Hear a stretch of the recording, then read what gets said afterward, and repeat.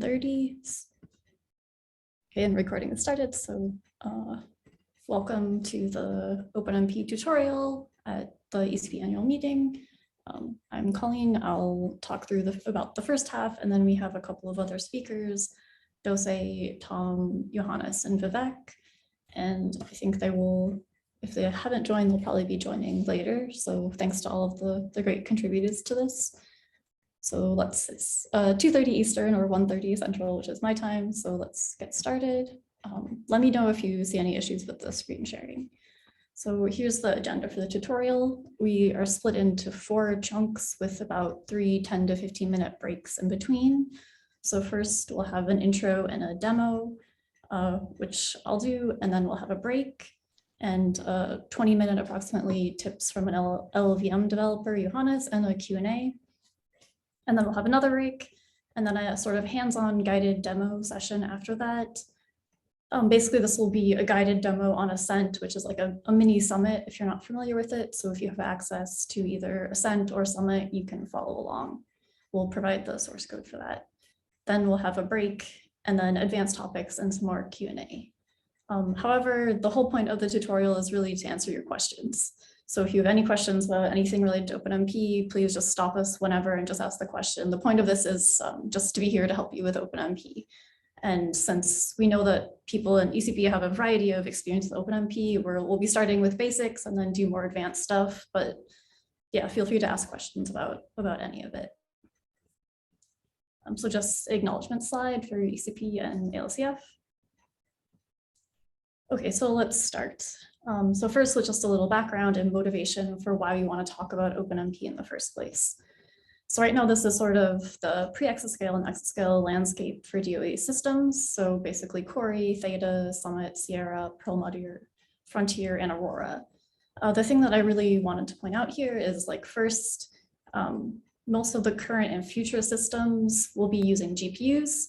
So that means that basically 90% of the available computing power and memory bandwidth will be on the GPU. So if you want to access the peak flops and bandwidth, you need your code to run the GPUs. The other thing to note is that we have GPUs for different vendors. So you see NVIDIA, AMD, Intel here.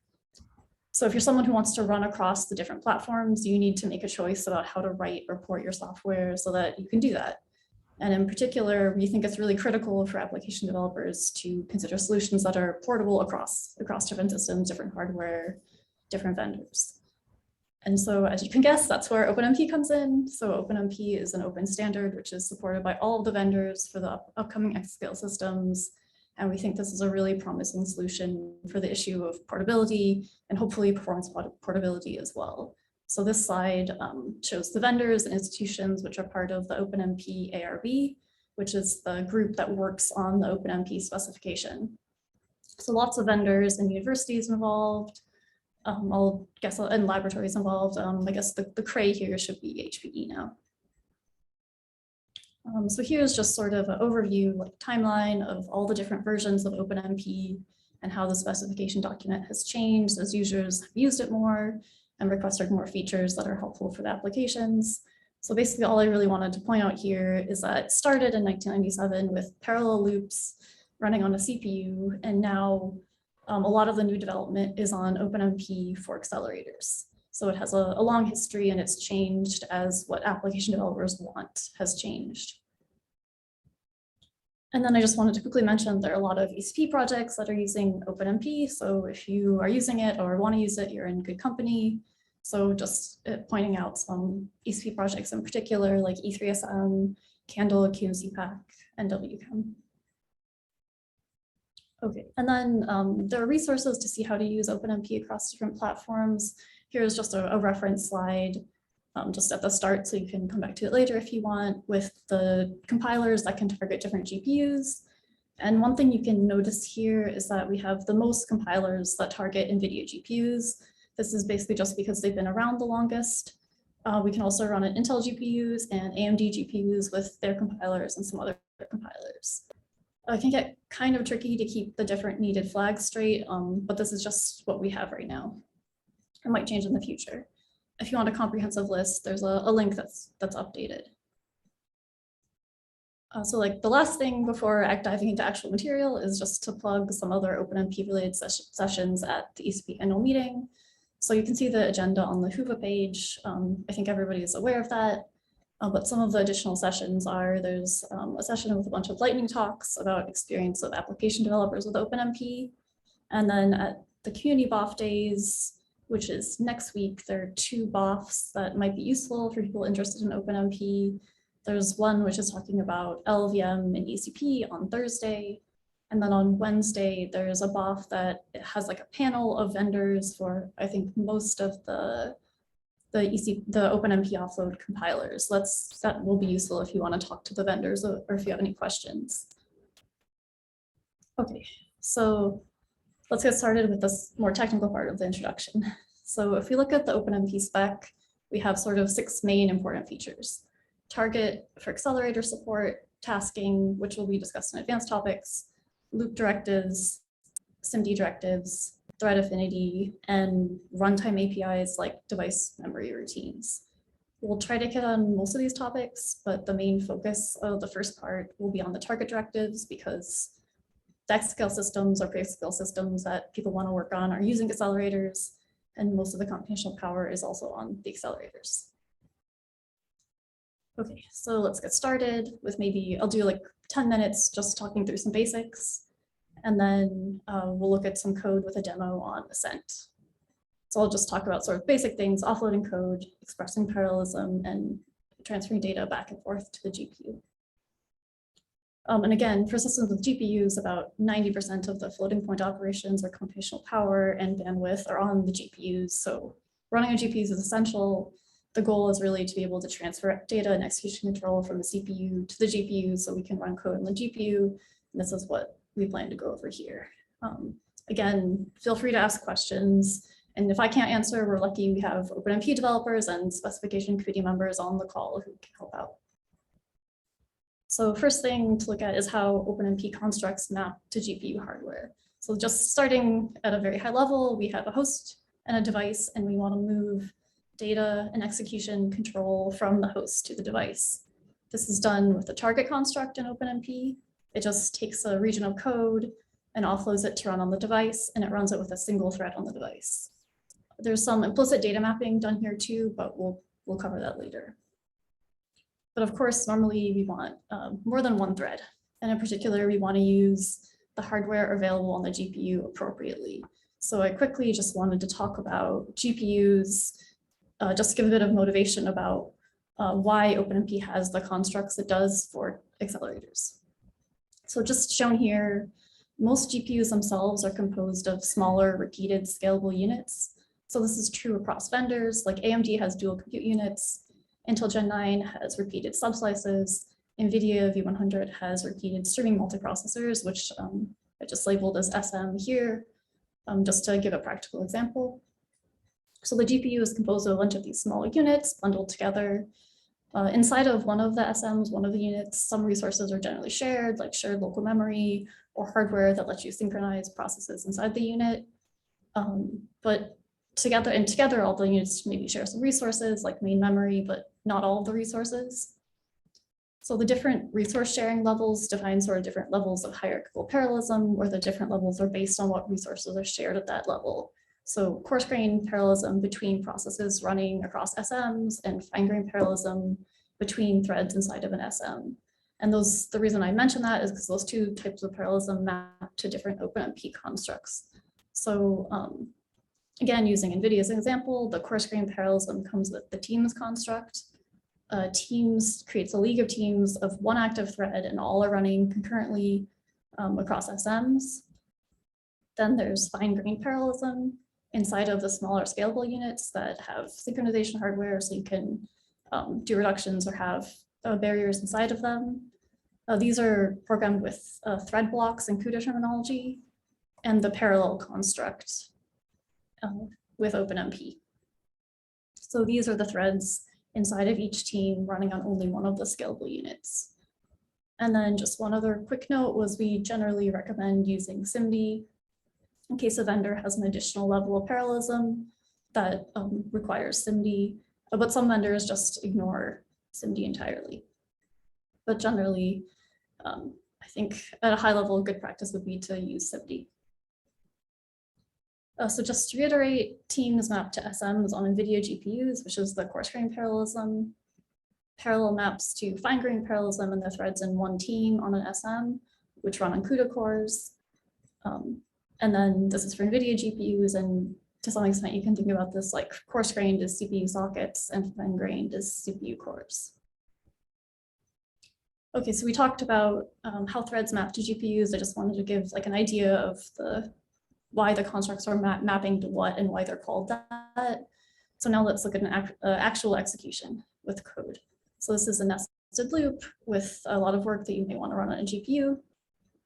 Again, the target construct is what says you run this part on the accelerator. Teams then launches a league of teams that run across the SMs, again, using NVIDIA hardware terminology just to give a practical example. Distribute takes the outer loop, cuts it up and distributes it to different leagues of teams. Parallel for spawns threads in each team and distributes the iterations of the loop to the different threads. And then I wanted to talk a little bit about data transfer next. This is really important because it's much slower to access memory across the PCIe from CPU to GPU than directly to be talking to memory on a device. So data transfer from CPU to GPU is slow and vice versa. The target construct has implicit rules for mapping types of data, but we would often recommend explicitly noting the data mapping with the map clause shown here. So here it says to copy array X to the device with the to, and then back from the device with the from. However, one thing about this style of mapping is that it ties the target construct, the offloading execution, to the data transfer in one block.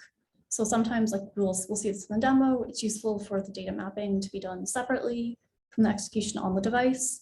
So OpenMP also has constructs like target, enter, exit data, which are standalone ways of mapping data back and forth to the device. So we'll see how that's useful later. Okay, so this is a slide with an overview. You can come back to this later of some of the useful device constructs. And now I'm going to do a quick demo to go over these concepts on Ascent in real time. So hopefully the real-time demo goes okay. If you want to follow along, you can get slides at this link. They're like slides that will just cover what I'm doing, but I'll just be typing on the terminal. And the code that I'm using is here, so you can pull it from GitHub and follow along if you want, or I mean, I'll show it to you.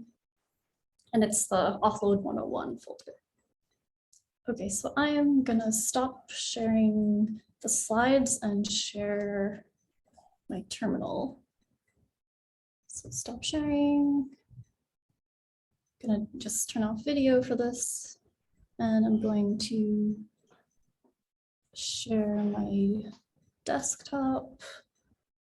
And so I do see there are some questions in chat, so I'll try to, we have some time I think after this, I'll come back to that afterwards just so I don't miss the flow of the tutorial, but if one of the other presenters can see the questions and can answer, yeah, please go ahead. Okay, so can you guys see my screen okay? Currently, no. Okay. Oh, sorry, I didn't hit share. Got it. Okay, can you see my screen okay? Yes, now we see your desktop with the terminals. Okay, perfect. And is it big enough for everyone? I think so. Yeah, so yeah, let me know if there are any issues. So I'll have the README on the left side. I'll be typing and running on the right side. And then I'll be showing Fortran and C versions of the code here as we go through. Okay, so yeah, I've already logged into an interactive session on Ascent here. So the first example is just the most basic thing you can do, which is offloading code to the device with the target construct and getting device information with OpenMP. So the C++ version is here, Fortran version is on the right. So in both cases, we use the OpenMP runtime routine, get num devices to just find out how many devices we have available to run on. Then we have the target region. And like we talked about before, basically this is where it switches execution control from the CPU to the GPU. So CPU thread is running along until it hits the target. And then it pauses while single thread on the GPU executes the stuff inside of the target region. And then all that we have inside the target region here is a print statement that says, if we're not on the initial device, which is the CPU, then print hello from the accelerator. Otherwise, print hello from the host. And then that's in C, and then exactly the same thing in Fortran. Only difference is we don't have curly braces in Fortran, so it's OMP end target marking the end of the target region. Okay, so let's compile and run this. And everything I'm doing is in the README file. So you can also like copy and paste from there. So I'll compile this, so let's make target construct. And as you can see, I'm using the IBM compiler with IBM flags. We've run this also with Intel compiler and the LLVM compiler. So those should work as well if you want to take the make file, modify it, and run it as well. Okay, so we've compiled it. Now let's run it. One thing is on Ascent. There's JS run, which is like the same thing. It's similar to MPI run or AP run on other systems. It's just what we have to use to run on the compute nodes, which is where the GPUs are. Okay, so run it. So it's the N and the A just are saying one MPI rank and one resource set. The -G1 requests one GPU. And then we compile the executable that we just made. So running it, so this is good. It says we have one device and it prints hello world from the accelerator. So that means that we've run on the accelerator, which is good. However, sometimes it's really nice to be able to check that what OpenMP is telling us is what other tools tell us. So one thing that's useful to do is to run an NVIDIA tool to see if it agrees with what OpenMP is saying, just as like a sanity check. So we can do this with NVIDIA tools. So one is NVIDIA SMI. So we run that the same way we ran the executable, and it tells us, yes, indeed, we have one Tesla V100 to run on. So that matches exactly with what OpenMP is saying. This is just a nice sanity check. Another tool I wanted to call out, and we need to load another module for that, is Nsight Systems. And just copying and pasting from the README. And this is useful because it can tell us things like, does some basic profiling for you, like verifying your code ran on the GPU and getting an overall sense of how much data transfer you're doing. So we can do that with the simple example, just run and then our executable, but we add in nsys mvprof. So this is really similar to the mvprof if you are familiar with it. So we run this, we get the output, and then you get, I can just make this bigger briefly, information like memory, data transfer, and then the OpenMP region telling you that you ran, the OpenMP region ran on the device, the GPU. The name is mangled, but you get the function name and the line number. So we'll come back to this later, but this is just, it's always, when you run something, it's nice to be able to have a sanity check. The other reason I'm showing you this is also just to be clear that vendor tools like Nsight Systems or other vendors, they should work with OpenMP as well, because ultimately OpenMP sits on top of whatever the vendor base language is. So since this is NVIDIA, it's sitting on top of CUDA, but then similar things for Intel and AMD. So vendor tools should work with OpenMP offload as well. Okay, so that was the simplest offloading that you can possibly do. And like we mentioned before, this is only spawning one thread on the GPU. So you're really not taking advantage of all the resources available on the GPU. So let's go to the next example to look at expressing parallelism.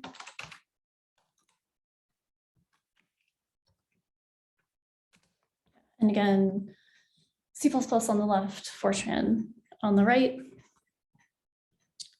Okay, so here like we talked about before, there's a loop, a pretty big loop that's just printing out thing that's also has a print statement inside of it. And we're parallelizing with target team distributed parallel for SIMD. And then inside of it, we're printing out in this loop which thread we are out of how many threads in which team out of how many total teams. So this is super simple, but I like this because it just kind of makes it clear that what you think is happening with how many threads and how many teams is actually happening. And I like seeing that to be sure also that the iterations are being split among the threads. Just really basic splitting up a loop and running it on the device where the different threads print out different things. Okay, so let's compile and run this. So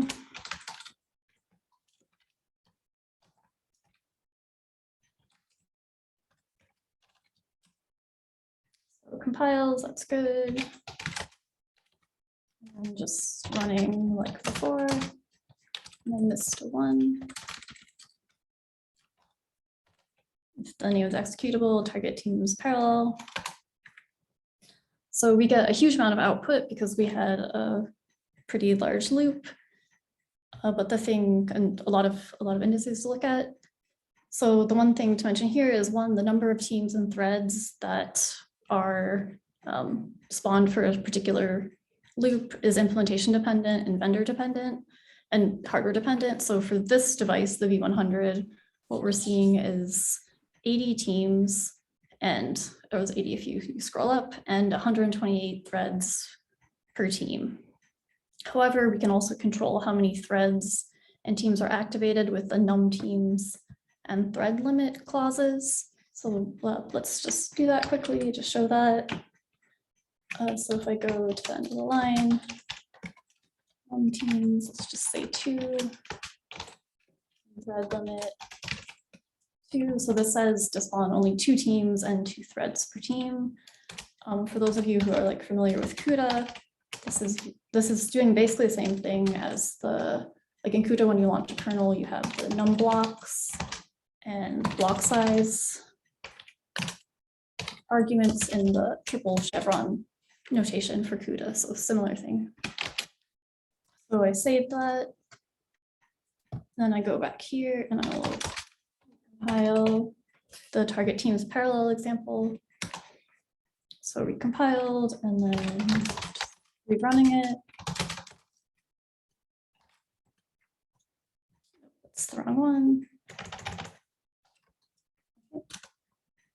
And I forgot to put a 1, so let me copy that and fix that. Okay. So now we see exactly what we expected. Total threads 1, 2 out of 2 threads and a total of 2 teams. Okay, so for each iteration. So that's just checking if those work. Okay, so we've checked that we can execute code on the device and that we're spawning threads to be able to run in parallel on the device. So 2 good things. But to actually do real work, we need to be able to transfer data to and from the device so that it actually has something to compute on, because we were just printing before. So this is where the map clause and the next few examples come in. So I'll grab the next example.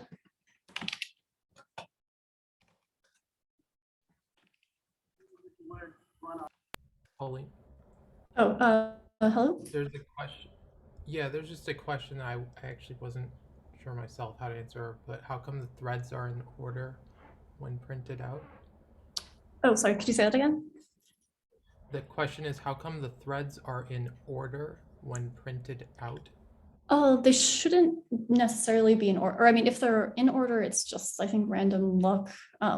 It's just whatever execution unit gets that first will print. So there's no guarantee that they'll actually be in order.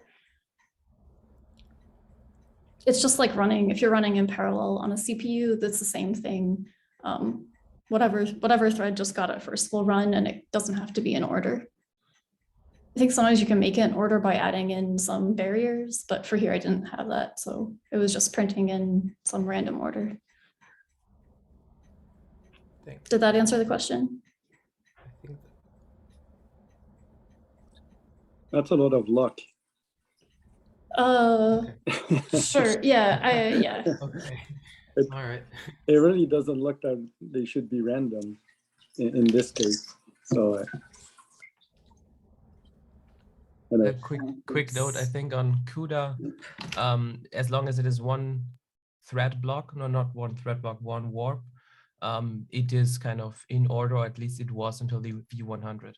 It is not guaranteed, but so far this is what we also observed, that you always have, well, the first 32 threads kind of in order, and afterwards it's random which thread block actually gets it. Okay. Okay. Yeah. Thanks. Yeah. Thanks.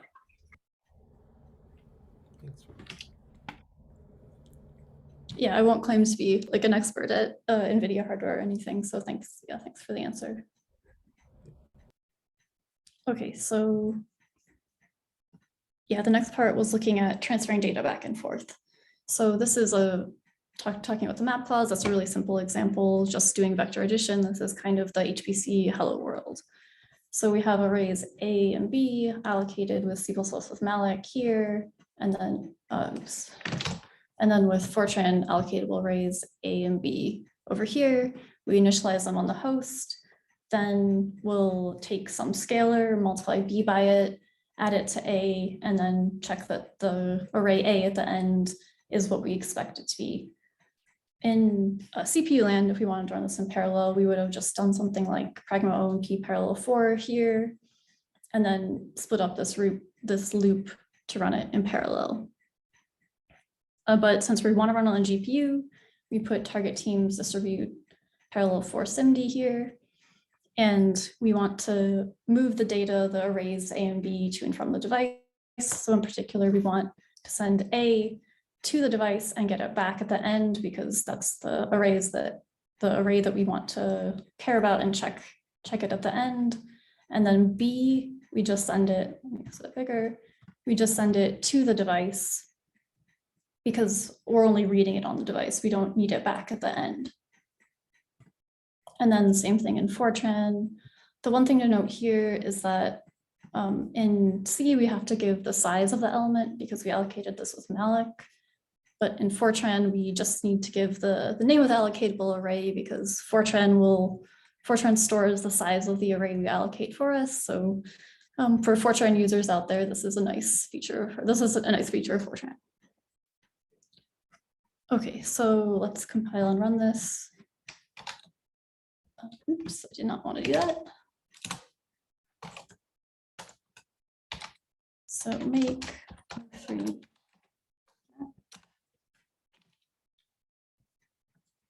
In the README, write it down a little bit. Let me move down. Okay, so compiled, that's good. Let's run it, see if the error checking works.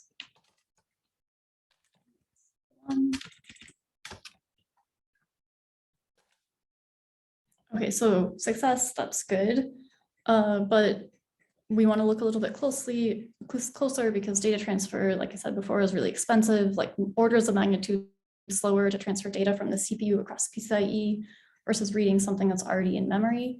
So it's really important to know what we're doing for data transfer and like check that what's happening is what you expect. So again, we can use Insight Systems to see. So I'll type this out and we'll run with that. And one thing is that I'm going to use the print GPU trace flag. And I'll show you that in a second. So runs, it prints success. And the nice thing about this is that it gives, let's see if I can fit everything. I'm gonna try to cut out some of this.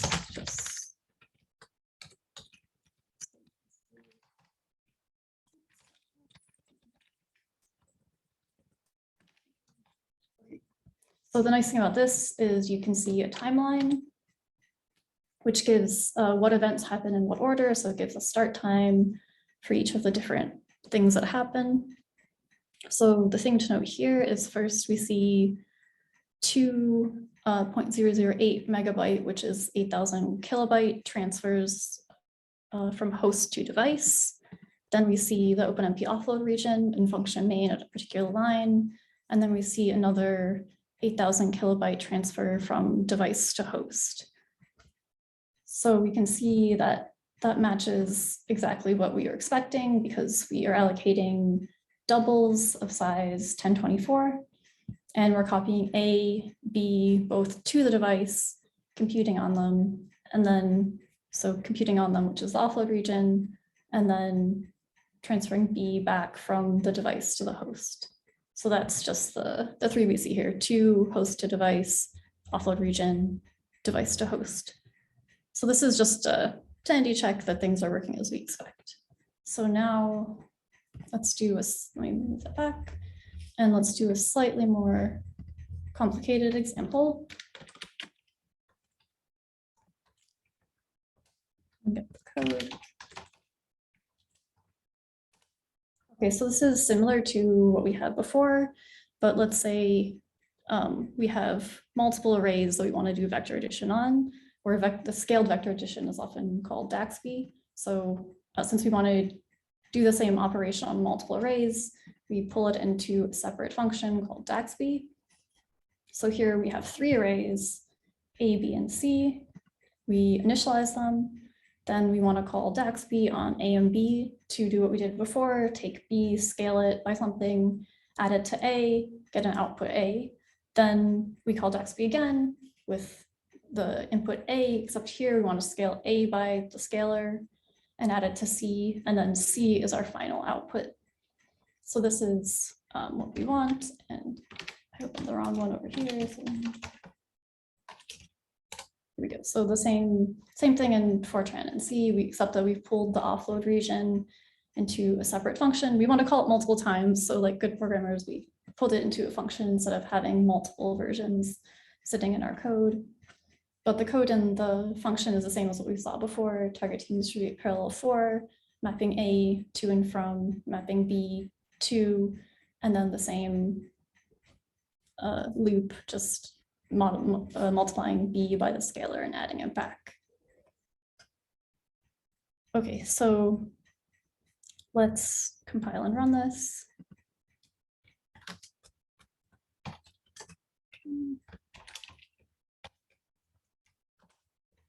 Okay, so it compiles, and let's run this, and I'm just going to copy this.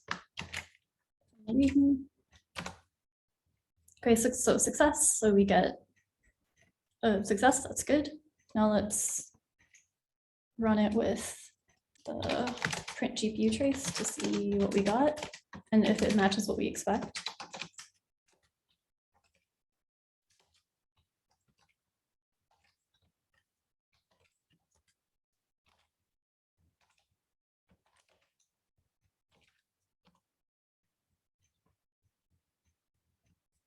So I'm just going to make this bigger. And I'm going to cut out some of the middle so we can see it easier.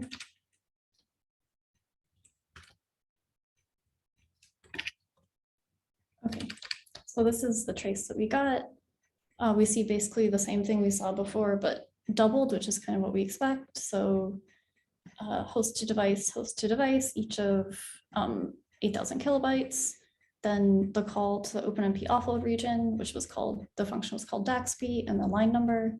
Then device to host, then which was the array that we computed. Then we have 2 more host to devices of 8,000 kilobytes, like we expect. The second call to DAXB, and then a final device to host.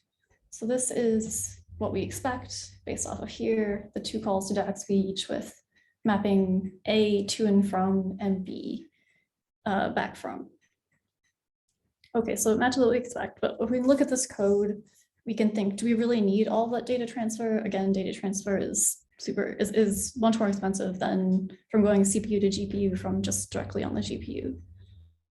So we for sure need A and B sent initially, but at the end of the first call, we're sending A back from device to host.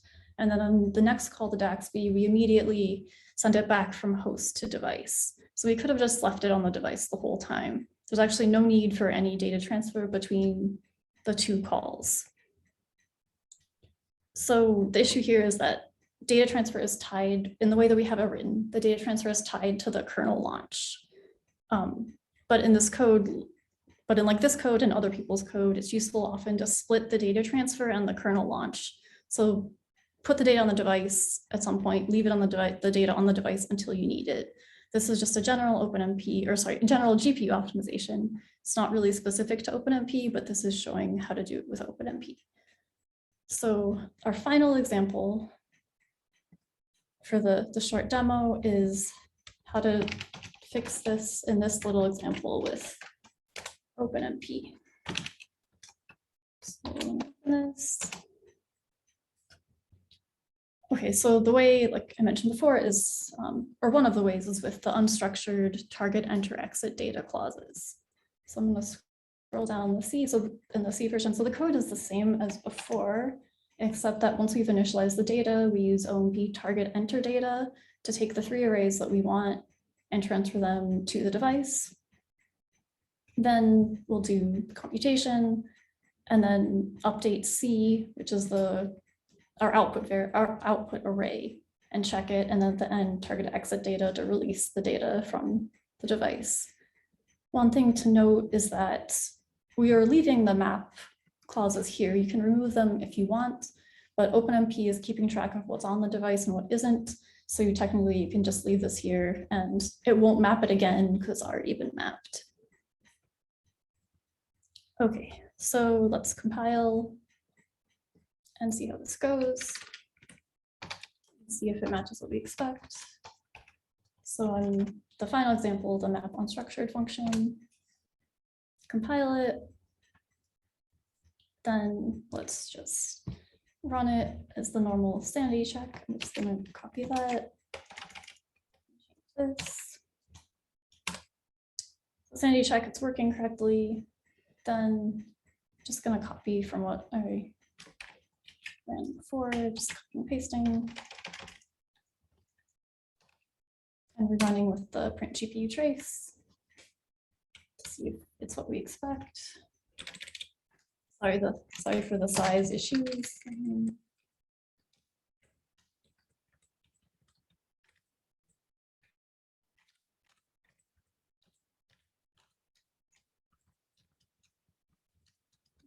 At the middle. Okay. So this is what we got. Let me scroll up a little bit to see if we can see both of them. Yeah. So here we have the 3 8,000 byte copies from host to device. So I realize I might have been saying 8,000 kilobytes before, but it's 8,000 bytes, 8 kilobytes. So we have the 3 host to device transfers. Those are the 3 A, B, and C arrays. 2 calls to our offload region with no data transfer in between, and then a call that transfers from device to host at the end. So this is great. This is same code as before, doing exactly the same thing, but we have far less data transfers. So that's this demo. That's all I have. This was the quick OpenMP offload 101. And I think we have a break next. Feel free to ask questions, and let me check the time. So we have a break until, let me stop sharing my screen and share the agenda really quickly. Stop share. And then I will reshare the PowerPoint. Sure, so again, this is Eastern time. So we have a break until 3:25 Eastern time or 2:25 Central time. And I will take a look at anything. I don't know if we had anything else in the chat that still needs to be answered. Can I ask you a quick question? Sure. So in OpenSEC, there's a clause present that you have to specify to make sure that if data is already on the device, that it's not going to do the transfer. So you're saying that in OpenMP, you don't need to do that at all? I think there are possibly cases you need to do that, but for this, if you transfer data with target enter exit data, then it knows it's already on the device, so it won't transfer it another time. You can force it to transfer another time by adding an always clause to mapping, and then it will always transfer it. But there's no need for present, at least not in this. Yeah, in this case, no. Yeah. And then like we verified by looking at what the NVIDIA tools told us was being transferred, and we saw that it wasn't. So Right. in cases like this with target enter exit data, it's on the device and it knows it's on the device. So it won't remap it. And if you want to remap it, actually I can. Okay. Let me, or yeah, I can, yeah, if you take that example and modify it to add an always to the map, then it will always do the additional mapping. So there is some, yeah, if you're doing something like that, you need to make sure you do it yourself. But if you map with target enter data, it will not remap it unless you force it to. Okay, thank you. Yep, thanks.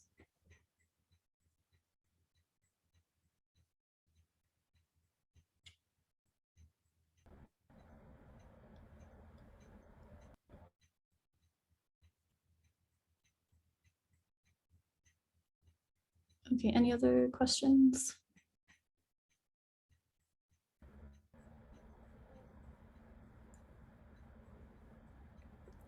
We'll be putting up the slides. There was a question about slides. We'll just we were planning to distribute them after, but we'll try and upload them. See if we can upload them sooner.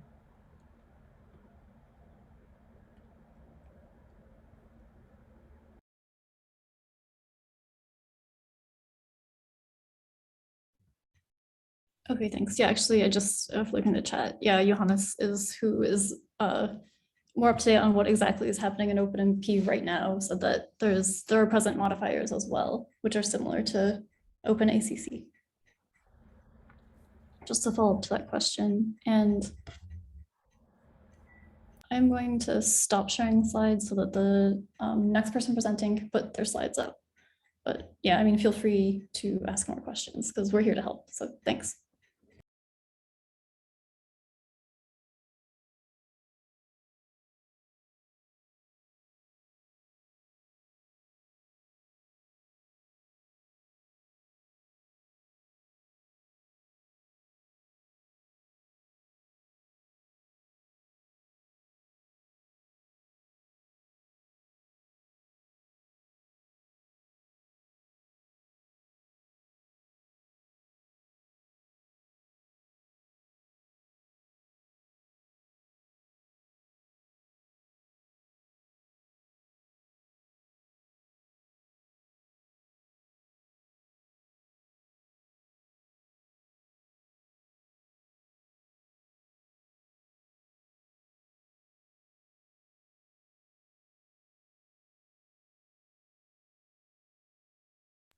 Yeah, thanks. We can see your screen, Johannes.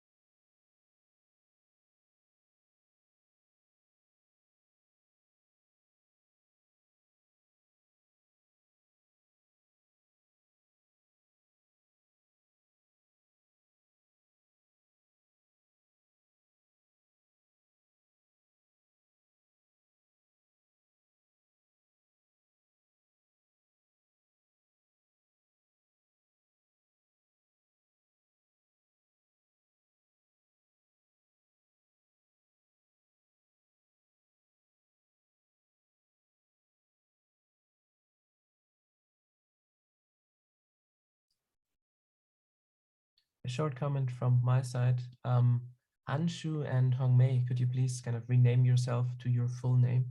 Thank you.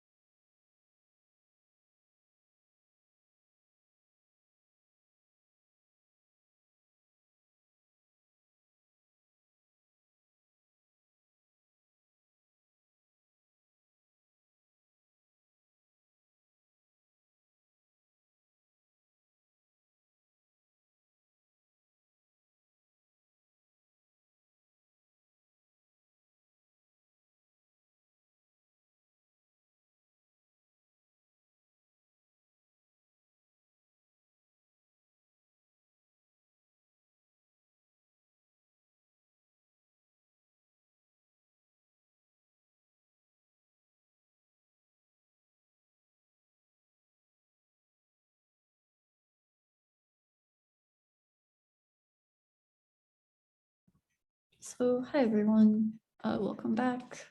So we just finished the first break, which ends right now. So Johannes Doverfort, who's a LLVM developer, will give a short talk on OpenMP and LLVM, and then we'll have a Q&A and then another break after that. So Johannes, take it away. Hey there, can you hear?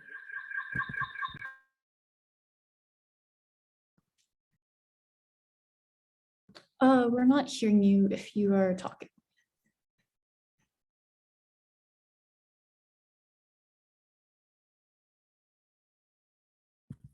What about now? Yep, perfect. No? Oh, no, yes, we can hear you. Can you hear us? Okay, here we go. Okay, cool, thanks. Okay, so thank you, Khalid. Right, so as Khalid said, I'm an LLVM OpenMP developer. I work at Argonne, like Khalid does. And I'm going to give an overview about how you best use and utilize all the features in LLVM OpenMP and why you should do so. But this will be a lot of content in a little time, so you should take a look at the slides afterwards. I will rush through some of them. Some of them are kind of more summary slides that provide a lot of things to look at, try out, or read up upon. I have various links in the slides for web pages and other resources you should take a look. And there is going to be multiple other events. So on Wednesday, there will be an event where we talk about the current and coming features in LLVM OpenMP in more detail. So I would recommend that. And then there is a LLVM State of the Union next week in the BOF session, where we also talk about OpenMP in parts and what's going on there. Okay, let's get started. Why should you use LLVM? And when I say LLVM, people usually like mean Clang or Flang soonish for your HPC development.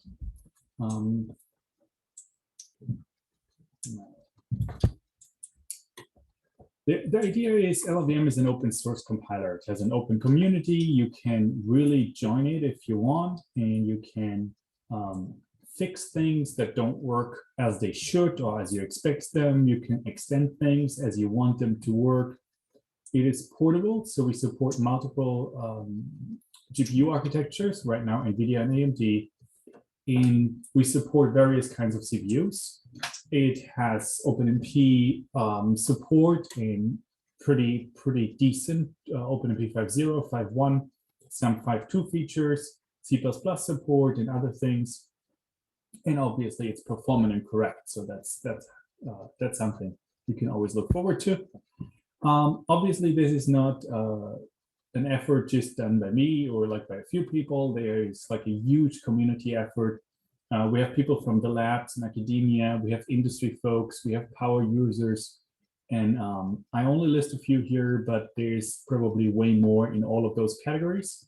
If you're interested to learn more about OpenMP and LLVM and to participate in development and design and so on and so forth, we have a weekly meeting Wednesdays. There's a link here.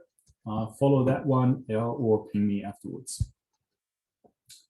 In order to get started, you probably want to build LLVM for yourself with OpenMP offload support enabled.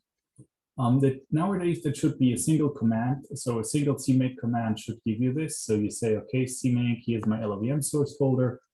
Please build Clang, maybe LLD if you want, and enable the OpenMP runtimes. And if you do so, you build it, you should get a Clang that is capable of offloading to AMD and NVIDIA GPUs, as well as offloading to the host, and soon also offloading to a virtual GPU. There's various options for the CMake command that help you to make the build faster, to result faster, to help you to do incremental builds if you're a developer, and so on and so forth. Lots of resources online. The generic LLVM ones are good to get started building LLVM.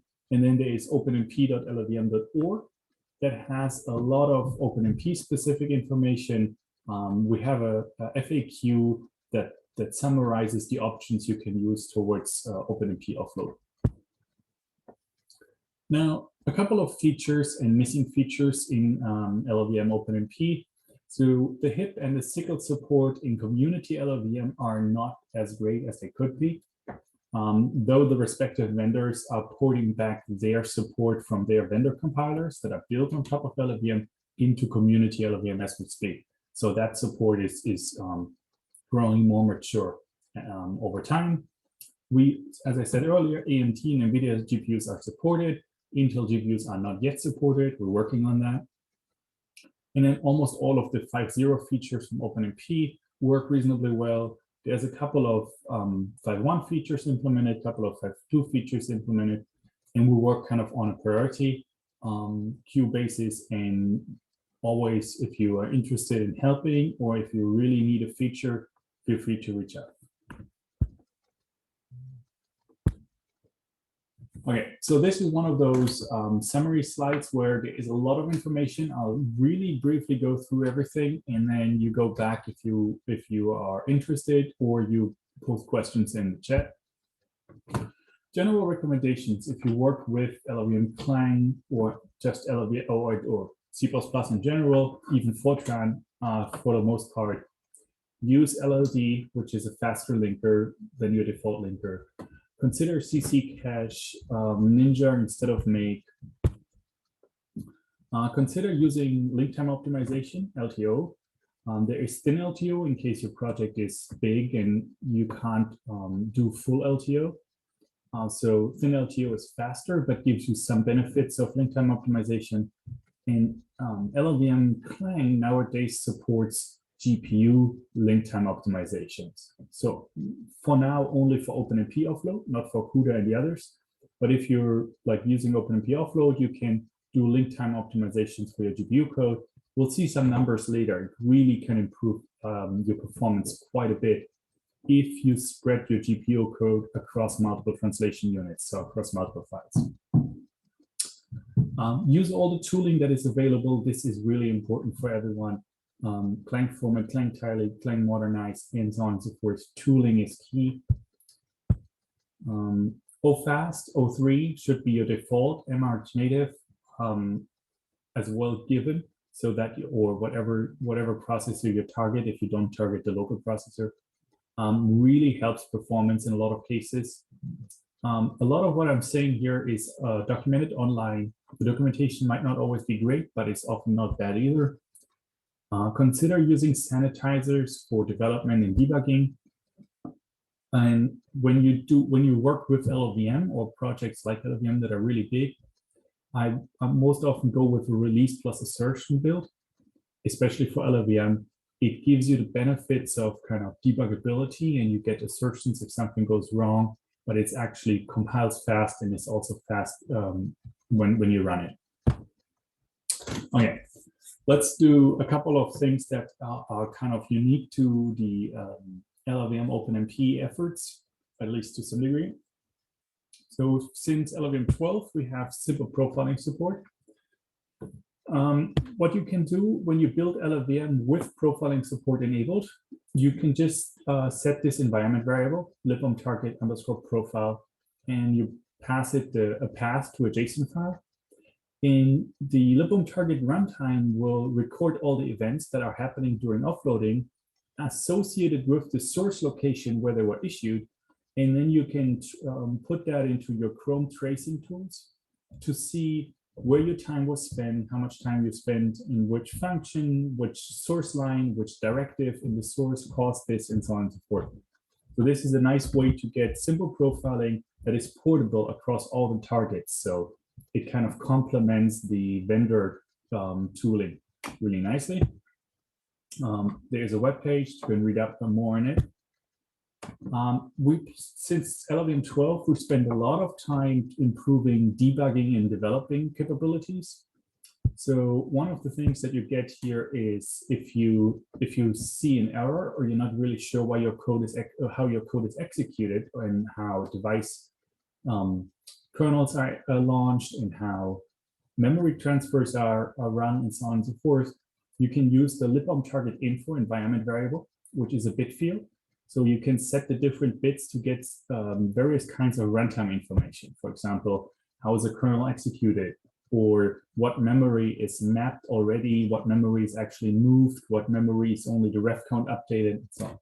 All of which is available here. If you set libomtarget info to -1, you get all of it, and then you can kind of narrow it down to what you're actually looking for. Ooh. Apparently just click the link. Cool. Here we go. This link. So more information online and in our LLVP paper from 2022. So. Next, if you compile your program, you run it, and there is an error, something goes wrong, we'll try nowadays to give you a better idea of what went wrong and also make suggestions on how to debug this. Like, for example, here it says, okay, there was an illegal memory access, which usually means you forgot to map something or update a pointer. And then it tells you which directive caused it. So it says some CPP in line 5. And it tells you to use libomtarget info equals to 4 to see all the mappings from host to device pointers. That might already help you to narrow it down. Right. Again, LLVP workshop paper on this has more information in the webpage as always.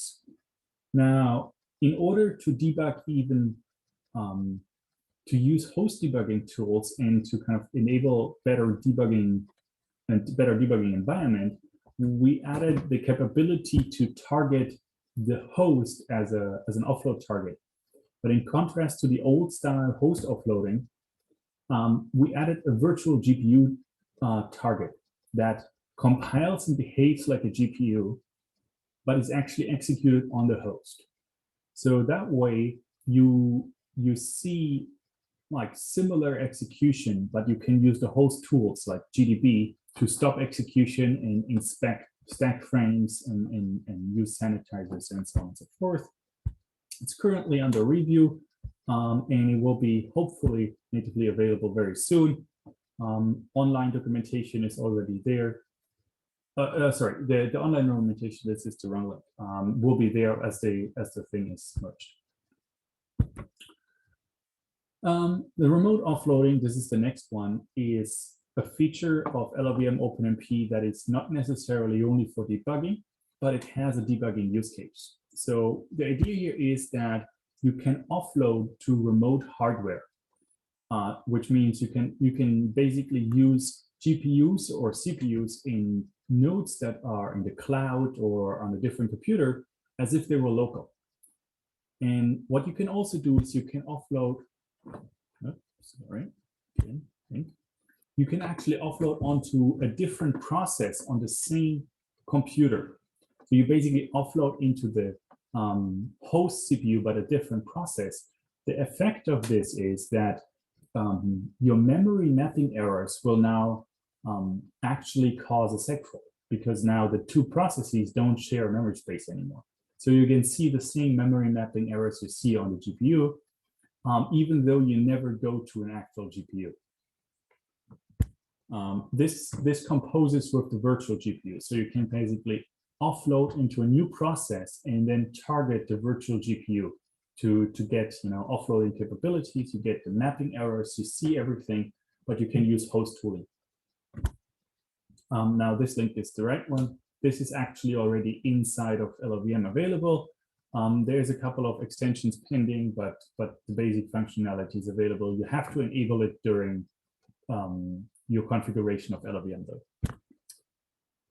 There is an ISC 2020 paper on this, which has more details, more use cases, and also performance numbers. What happens if you take a regular OpenMP offloading code that is designed for a single GPU, then you extend it to target multiple GPUs, as many as there are, and then you expose 150 GPUs on a HPC cluster as if they were all local to your system. And we did some scaling experiments and so on and so forth. So the results in the ISC paper, I would recommend to take a look. Now, since LLVM 11, we have this OpenMP aware optimization pass that runs by default if you enable optimizations. the idea is that we actually know a lot about OpenMP. We know what the different runtime calls do. We know how high-level, on a high-level interpretation, things work together. We know what parallel regions are. We know how to merge them. We know how the GPU execution is orchestrated. All of these things are known to us. And inside of this LLVM optimization path, we use that information to improve your program performance and also give you remarks and information about your program execution. Now, when you run OpenMP, when you run LLVM on an OpenMP program, you can enable these optimization remarks. There is a lot information about it online on our webpage, but long story short, you enable the optimization remarks, and it will tell you if it was able to perform OpenMP specific optimization. It can tell you when it failed to perform OpenMP specific optimizations, and it can tell you potentially why it failed. And then all these remarks have numbers. So for example, on the left here, you see OMP112 and OMP110. Online, you can look up what these remarks mean. They have an introduction text, they have an example, and they also, which oftentimes try to explain if it's something bad, how you can modify your code or how you can use assumptions to improve the performance and help the optimization path. So the optimization path emits these remarks, the web explains those remarks, and you can use OpenMP assumptions or C++ attributes to help the path do better transformations for you. Now, what kind of transformations can we do? There's a couple, and I will kind of briefly outline a few here. This is kind of a stereotypical OpenMP program as you could write it, that doesn't use this mega directive where all of the things are inside of one directive, like OpenMP, target teams, distribute, parallel for. If you use that one, you're pretty much okay anyway. But if you are split the target and the parallel into multiple levels, usually you have really poor performance. Nowadays, LLVM will try to optimize this for you. So for example, what will happen here is this is your code you put in, but this is the code that roughly that we're actually going to execute on the device. And you can see it looks different.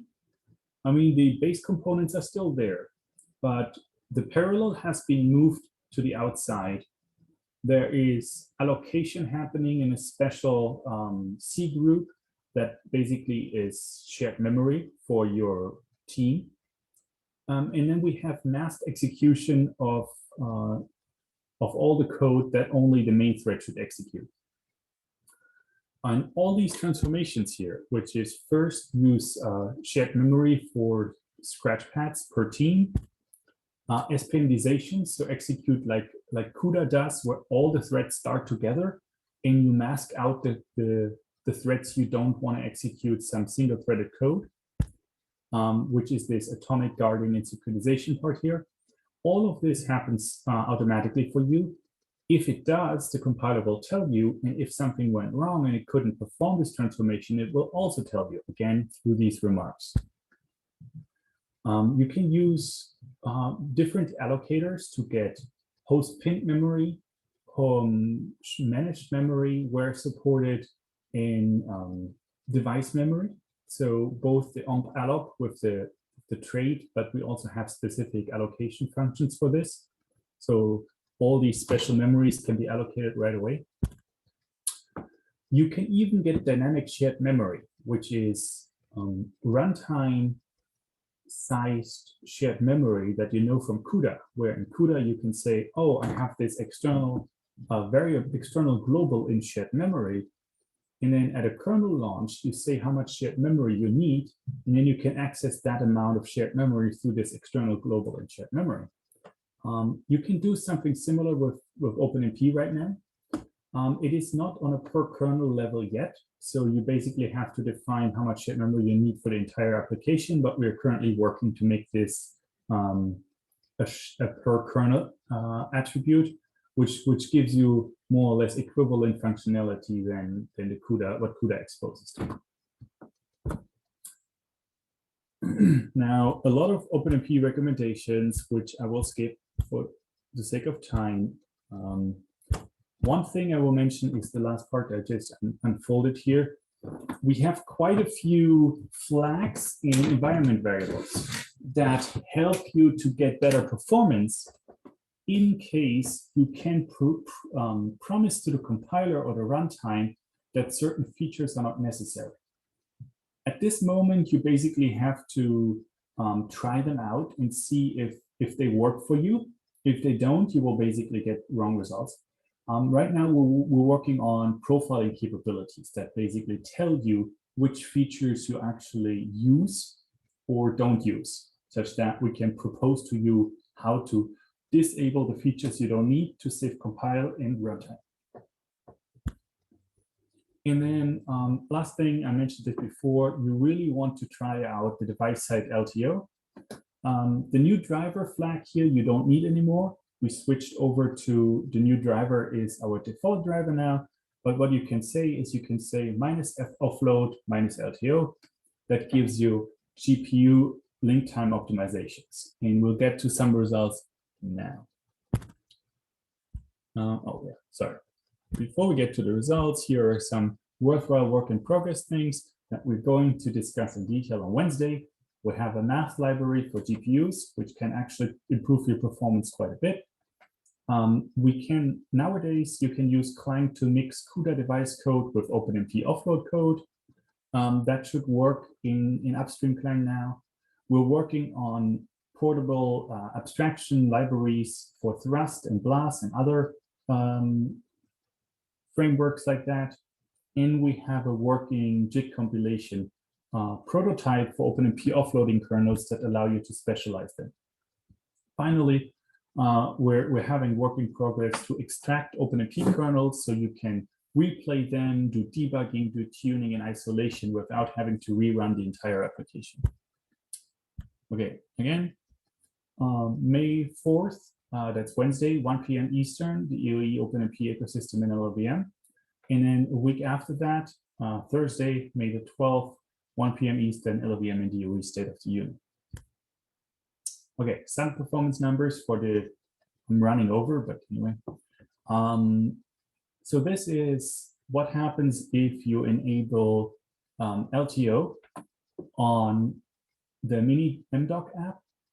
Joseph did the slides and he did the device-side LTO.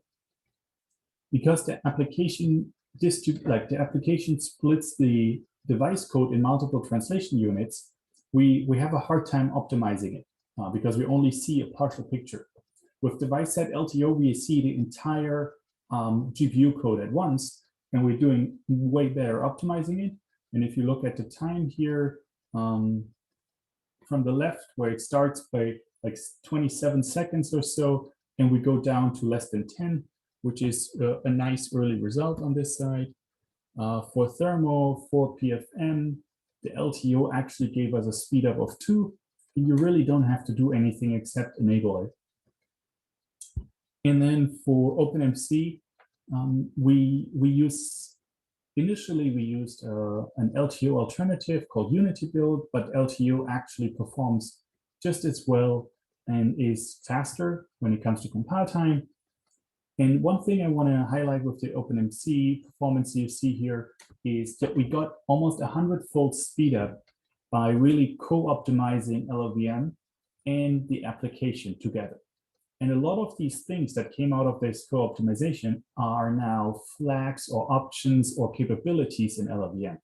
So we really need, if people are interested and they have, codes that don't perform well, feel free to reach out. We'll take a look with you, and we kind of we try to help you to either adapt the application or get enough information or help you to provide information to the compiler such that the compiler can automatically optimize your app. And then we hopefully see similar improvements here. So orders of magnitude are certainly possible in a short time frame. And then to finish, this is the last thing I want to really go into for a minute.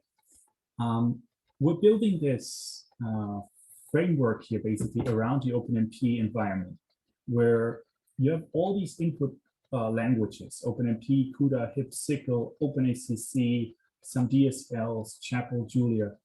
And all of them, at the end of the day, can be lowered or should be lowered towards the OpenMP runtime. What that gives you is really interoperability between all of those languages and frameworks and DSLs, such that you can mix and match them. So you have an application that is written partially in CUDA and partially OpenMP and partially OpenACC, not a problem. Everything will just compose fine and work together in a reasonable way. You can reuse all the OpenMP aware optimization. You get the same runtimes, you get the same debugging information, you get the profiler hooks, the debugger hooks, the remote offloading, virtual GPU offloading, just-in-time optimizations, all the GPU support. So building this overall framework is really something that has taken shape in the recently. And if you're interested in trying out a combination of this, combining codes or working with us, please reach out. That should be it. To summarize, get a new version of LLVM when you try things out, preferably a version that you either built yourself or that is really recent, a development version. All of the HPC machines have LLVM builds that are really recent. Most of them don't advertise, so you really have to go and on the help pages of the HPC machine or talk to the people how to load a recent version of LLVM in client, or you build it yourself. It's really easy. And then the online documentation is helpful. The FAQ is a good start. If you want to keep informed about what is happening in the LLVM world with regards to GPUs, especially, there is a newsletter that comes out every 2 weeks, which is fairly nice and a good way to kind of keep tabs on things without being invested. So subscribe to that one. And other than that, report bugs, request features, ask questions, just reach out to us either through our weekly meeting, to Discourse, or the GitHub issues. Thank you.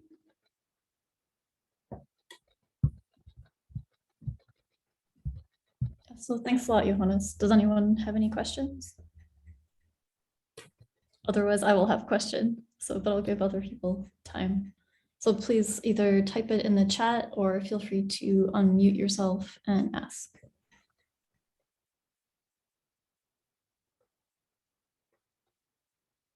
Colleen, if you have a question, go for it. Okay, yeah, so you showed some the nice the dynamic shared alloc and stuff like that, but that's just for LLVM, right? Do you know if you guys are going to try to put that into the spec also or anything like that? People started that effort, yes. So we added it as an extension. Some other vendor compilers picked it up, basically some vendors added it as an extension. They offer very similar things. And yes, we want to, they started the process of getting it into the standard. In the meantime, I said we're working on this abstraction layer to unify the different libraries that vendors provide.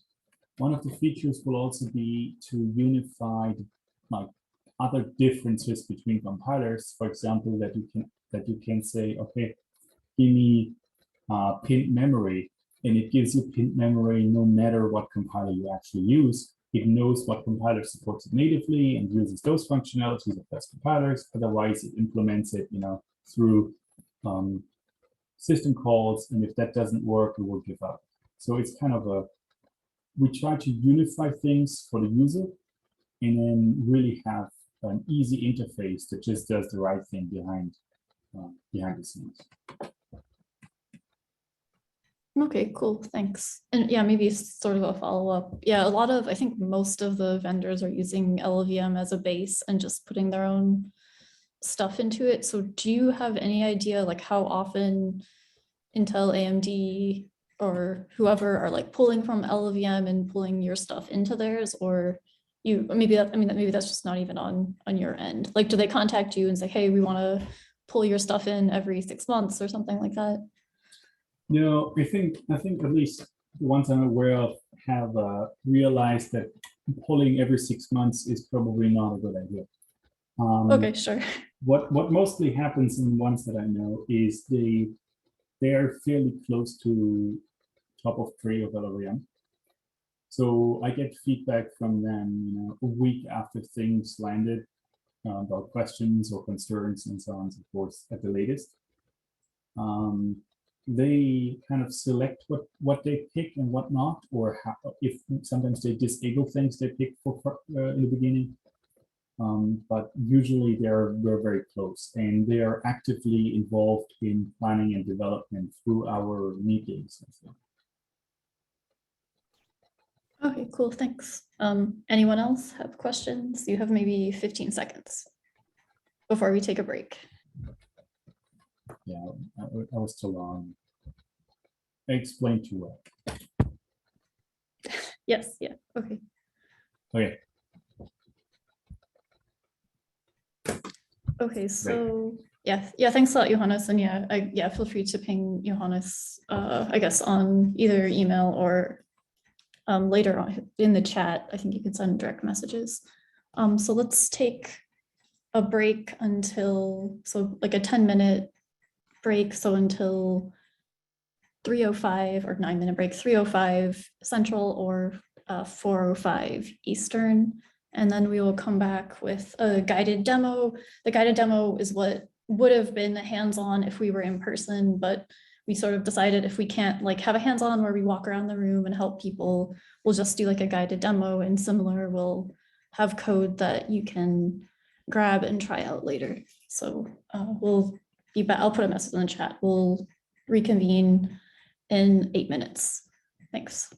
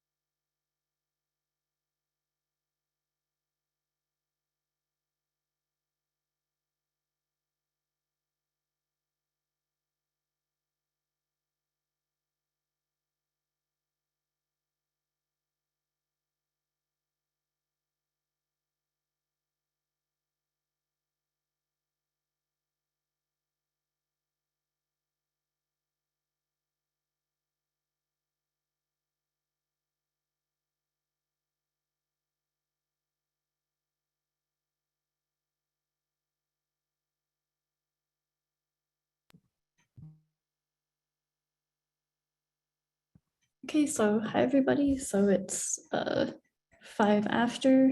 So let's get started. So Dose from DNL will be presenting. So I will so yeah, take it away, Dose. Or yeah, feel free to introduce yourself first and then take it away. Thanks. Thanks, Colin. Oh, hi everyone. So in this part of the demo, we'll be showing some hands-on, as Colin already mentioned that we won't be doing the actual hands-on, but the materials are meant for that. And myself, regarding me, I'm a computational scientist at Brookhaven National Lab, and that's all for short, involved with the ECP Solve project. Okay, so the agenda. So for agenda, what do we have for this part? We'll have two examples, main examples, and then first part will be the vector addition DAXP in C. We'll show, and then Colin will take over with the mini app presentation in Fortran from one of the publications. And overall kind of structure is that we'll be going through the compilation and running of the CPU version, and we'll try to show how easy it is to move from the CPU version of the code to the GPU version of the code. Transformation happens easily, and then we'll compare the CPU and GPU results. In the first part, we'll do simple comparison with timings, but in the second part, we'll be doing also with profilers. Okay, and before we start, I just wanted to mention that we have this OpenMP users monthly telecons held, and then please do register if you did not already. This is a very unique kind of venue on its own. The thing is that you get to have in the same, in each of these telecons, all the cool folks out there who are working with anything related to OpenMP, starting from compiler engineers, vendors, spec folks, all of them are there. Even if any of the topics that will be presented are you are not interested in, that people are sharing their experiences or cool stuff that they have already put there out there. You can just stop by, join the telecon and ask your questions. All of the folks there will, you'll have their exclusive attention. Okay, now let's get started. So for the first part, you can treat it as the continuation or the warm-up for the second part, which will be more involved, at least comparatively. And then for this part already Colin went over, so we can go quickly on this one. So we do have the GitHub repo for all the OpenMP tutorial materials that we are showing in this session. The next thing is that we are treating that we are using the Ascent, and then in all of the examples we are using interactive sessions. You might be surprised, but sometimes you get interactive sessions much quicker than actual batch submissions. Okay, for this part, we'll be going into the vector addition folder. Now let's start with the CPU version. So as we said, that DAXP, what it does is it does the vector addition of two arrays. In our case, in linear algebra, it would be vectors. But then we have this scalar multiplication on one of the arrays, and then we just sum it up. Okay, so in CPU version, what do we have? We have a directives on P parallel 4 for the for loop. And then for the timing part, we time overall execution. And then these are the outer loops, start and end times. And then for each of the iterations, we also separately time. In this particular example, we time each of the separate iterations separately just to see if there will be so much variation. But in general, in linear algebra sort of examples, scientific applications, you will see that any of the iterative algorithms, they do need iterations in order to have some, acceptable tolerance level. Okay, so now once we get this code, what we'll do is that on Ascent we all know that we have 42 cores on 2 sockets. Actually, we have 44 cores, but those 2 are not available for the user. Next, we do compile it using the IBM compiler, which is available by default, and _R, because we want to use the thread safe version of the compilers. And then the flags that we need to pass is the most important one here is the -QSMP OMP for the CPU version of the code. Next, the thing is that we use JSRun, although we have interactively been allocated a node.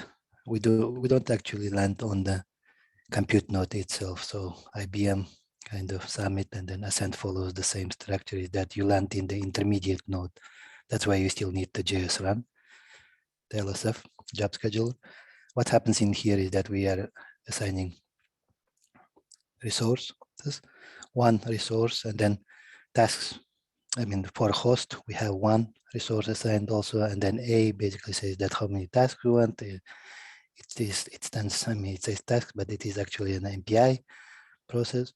And then how many cores we want to assign for this one, since we have only one. We are assigning all the cores that are available, 42. And then this is important. We need to pack it, otherwise you will be getting different timings. So we get around 17 at that time seconds. Okay, next, how do we move from CPU to GPU? So since we are dealing with directives, we'll see how easy it is to move from one to the other, from CPU version to the GPU version. But this easiness does not imply that you get the, I mean, free kind of optimal version of the code, but nevertheless, you still, the transformation itself going from CPU host side of the code to the device side of the code is very easy. And then we'll see data movement since now we are moving to GPUs, we need to move data back and forth that are relevant.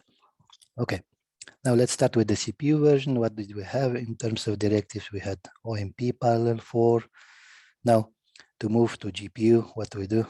We place all of the combined directives clauses that Colin went over, each of them all together. And again, as we said, that the data needs to move back and forth because we have the device side of the code. And in this case, we are using enter data map. And then we are saying that we want to send our arrays A and B to the device. And at the end, we're also saying that we want to update A from the device to the host side because of our vector addition. And again, we just place all of our timers as we did for the CPU version. And this basically shows how easy and, I mean, very quick to go. I mean, the transformation wise, not necessarily the optimization side of the things or refactoring side of the things. Those are different stories. Okay, now to run this one, the nice thing about IBM compilers is that you have only these two flags. I mean, different compilers will have their own flags. Some are very long, some are very short. But in IBM case, what do we have? For CPU, we did QSMP OMP. But to make sure that we're also using the GPU side of the code, we had Q offload. And that's all needed to make sure that we're compiling for the device side of the code. Now, inside, I mean, one of the new flags for our JSRun is G, basically, which is saying that we want one GPU for one resource set that we have. And then we see that the time went from 17, around 17 to 5, which is 3x of speed up. Next, in the previous one, what did we do? We didn't time them in our timers were inside the, I mean, did not include the actual memory, the data transfer. But if we include the data transfer, what happens is that we get some overhead. And as can be expected, we are getting a bit slower, but still we do get 2x, around 2x speed up as compared. So we just, this, you can treat this part as a warm up. And now Colin will continue with the more involved one comparatively. Colin, please. Okay, thanks. I'm gonna take over and share my screen really quickly, or share the PowerPoint here. Let me know if you can see that. Can everybody see that okay? Yes. Okay. So yeah, so Dulce talked about C++ example. Now I'm going to talk about a slightly more complicated Fortran example. And I want to mention that this is originally came out of a Solve organized OpenMP hackathon with the ECP project Games. So Games is a project in the quantum chemistry field. One of the algorithms that's important there, at least for that project, is the RAMP2 method. It's actually, in terms of quantum chemistry methods, one of the more computationally inexpensive methods, but the formal computational complexity is still n to the fifth, or n as a measure of system size. So it's still quite computationally expensive, and it made sense to take that part and try to offload it to the GPUs. So yeah, if you want to get the code, you can get it here. Note that it's the branch ECP 2021. So we used this last year too. So just make sure you grab that branch. Otherwise you get other things. So there are 3 versions of this code. One is in serial, one is with CPU parallelization OpenMP on the CPU, and one with GPU pragma. So we'll go through those. So before I get into the porting, I just wanted to give a sort of overview of the code, just so you know what will happen. So the main part is that there's this outer subroutine, which has a loop over it, and then it calls this subroutine sort of shown here.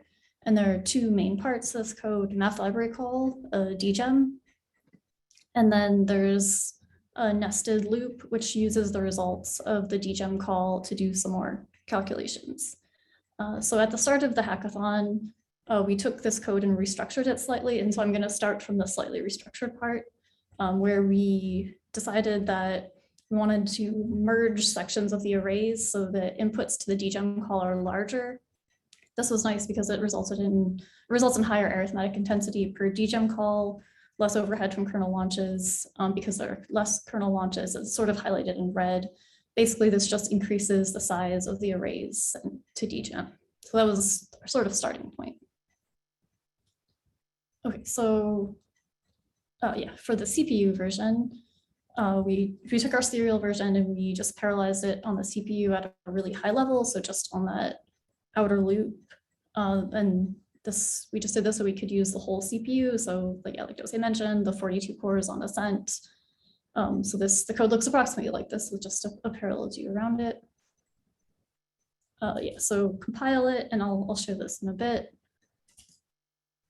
So then to get the baseline, we run this version on the CPU on Ascent and get 19 seconds. Similar JS run line to what Dose showed before, and I'll share my screen and we can walk through this in a bit, or just show that if you run the code, you get what's in the slides later. So we'll do that after this. So that's our baseline. So now we need to figure out how we should approach porting to GPU. So again, this is just an outline of the code and just pointing out those sort of restructuring to give more work into dgem. So since we had restructured to give more work to dgem, the first thing that we wanted to do, like maybe the easiest thing, was just say, okay, we already have this math library called dgem. We're giving it a lot of work. We just want the dgem part to run on the GPU. And this was pretty easy with NVIDIA. The first thing we did was instead of linking with IBM's math library, or in addition to linking with IBM's math library, we link with MVBLAS. This is a library from NVIDIA that sits on top of cuBLAS via cuBLAS XT. It basically intercepts BLAS3 calls like dgem, and depending on the BLAS3 calls, it will either redirect that call to the GPU with cuBLAS or to the CPU to run on the CPU. So without any code changes, you can just run dgem on the GPU. So this isn't right now so much OpenMP, as this was our first step in taking our CPU OpenMP code and porting to GPU. So we compile with this command. And so you note that we're linking NVBLAS here in addition to ESSL, where ESSL is IBM's math library. So compile it, then we run it, and we note that the time is about 18 seconds, which is basically the same as before. So running on the GPU is, at least with what we've done so far, was almost exactly the same as running on 42 cores of the Power 9. So it's okay, it's not slower at least, but it's not great. So then where is the time going? Is there anything we can do any better? So this goes back to using profiling tools to profile it. So yeah, basically the same as 42 cores. So exactly like we showed in the start, you can sort of see why the tutorial was, the demo was structured like this. We used NSYS MVProf to see where the time was going. And so when we looked at the output, we see like about 4 million nanoseconds spent doing compute in the CUDA kernel statistics with the dgem calls. And then about 6 million spent doing data transfer. So from looking at the data transfer, CUDA mem copies host to device. And so we're doing way more data transfer than compute. So maybe we can try to make this better. So the issue here is that the MVBLAS, it was really easy to use it, but it moves data for you from host to device. And it's maybe not the most efficient at doing that if you don't give it any hints. However, if we've already transferred data to the device and we don't depend just on MVBLAS, and we send the dgem a device pointer, it will recognize this and not retransfer the data. So I will show how we can do that with OpenMP. So yeah, more time used by data transfer than compute. Okay, so this was the code again. What we want to do is take the arrays that are sent to dgem, the BI and BJ and QVV, and have them already on the device. So we sort of saw a little bit of this earlier. We use target enter data to map the arrays. So B32 is what turns into BI and BJ, and then QVV, we map these to the device before we even do the call. And then what we need to do is tell the dgem, the MVBLAS, that we've already transferred the data, that it's already sitting on the device. And with math library calls, the way to do this is to say, use device pointer. So we're using the device pointer and it knows it's a device pointer and it's on the device. And then, so that will run on the GPU. And then finally, we have this triply nested loop here. I know I'm kind of running out of space on the slides, but since we already had the dgem results on the device, we decided just to also offload this loop to the GPU with OpenMP. So it's a triply nested loop, and there are a variety of ways to parallelize this on the device. And so I'll just, the slide takes that loop and kind of blows it up with what we did. You can do a variety of things, but what we ended up just by trying stuff was splitting that coarse-grained and fine-grained parallelism into teams distribute and a parallel do. So the outer part is team distribute, inner part parallel do. And we're also using the collapse clause. This is nice, it collapses loops into one loop, so you get parallelism, you parallelize the loop over both. Okay, so that's the high level of what we did. So now we run it, or first let's compile it and then run it. And this is nice, we now get a result that's about 8 times faster than the running on 42 threads of the CPU. So this is a really nice speed up. We're approximately at the ratio of when you compare the peak floating points, theoretical floating points of the 2^9s to the V100, we're like basically at that ratio. So it's a really nice speed up. And then if you look at the, if you look at the Insight Systems profiling output, you'll see that the data transfer is reduced a lot. And that compute is taking more time than data transfer. So that's something you can try later, or we can try it if we have time. And then the last thing I wanted to mention was, so we did all this work, but then we decided, okay, let's run a different input. So here we were using this W30 water 30 input, and we decided, okay, let's run benzene. And when we did that, this is what we got. So the top part is the optimized GPU version that we just did, and it takes 0.006 seconds. And the bottom result is the CPU version with 42 cores. So with this different input, so with the water 30 input, here we're getting like an 8x speed up. For here, we get basically no speed up. So then we were like, the question of what's going on here. So the thing that's going on here is that the benzene input is it's much smaller. Like you can tell that just by how long it takes. It takes 0.006 seconds versus like 19 to 2 seconds. So the important takeaway here is that to really get benefit from a GPU, you actually have to use all the GPU. Otherwise you can get hit with like overheads from kernel launch, the overheads from just data transfer. So to actually get the advantage of the GPU, you like need to have a big enough input size that you run on the GPU enough to actually take advantage of it. And then the last thing before, yes, no speed up would happen. So last thing was just to mention that this little example was, again, it was at a hackathon, and then it was also, we turned it into a paper for a workshop at the SC conference a few years ago. So I'll just, I'm gonna share my desktop and just run some of this just so you can at least see that if you pull the code and run it, you get the same results as on the slides. And then if you want, you can do things like grab the optimized version and run it with Nsight systems just to see that the data transfer is changing and stuff like that. So while I switch screens, does anybody have any questions? I want to do desktop 2. Okay, can you guys see that? Can anyone hear me? Yes, we can. Okay, nice. Okay, just checking. I'm just gonna move this out so that I can copy. And I'm already sitting on a node again on Ascent, and I've already cloned it, so I'm sitting in the game's REMP2 repo. Oh, should I make that bigger? Yeah, let me know if it needs to be bigger than what it is.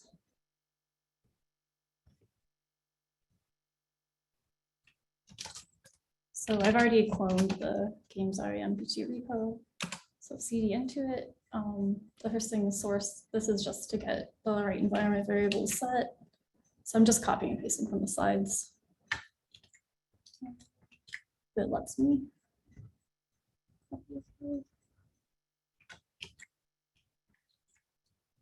Just sourcing. And then I'll compile just the CPU version.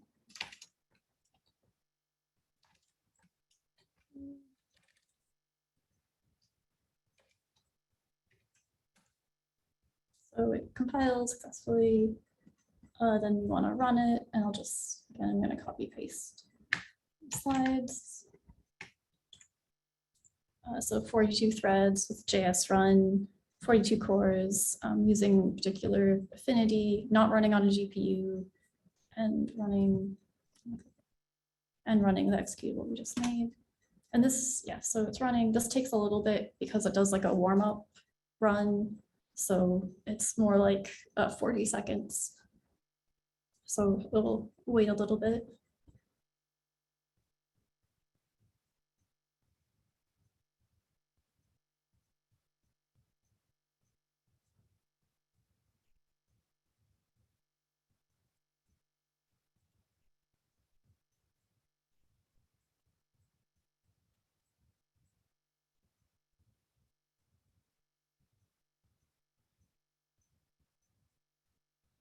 Okay, yeah, so basically we see, yeah, 18.8 versus 19.1, and it passed. So that's the CPU version. Then jumping down to the MVBloss version, which is just make 2. So yeah, notice here we're compiling similar to above, but we're compiling with, we're linking in MVBloss. And then here, yeah, we just run one thread and running using MVBloss to offload to the GPU. So I just copy and pasted, running it.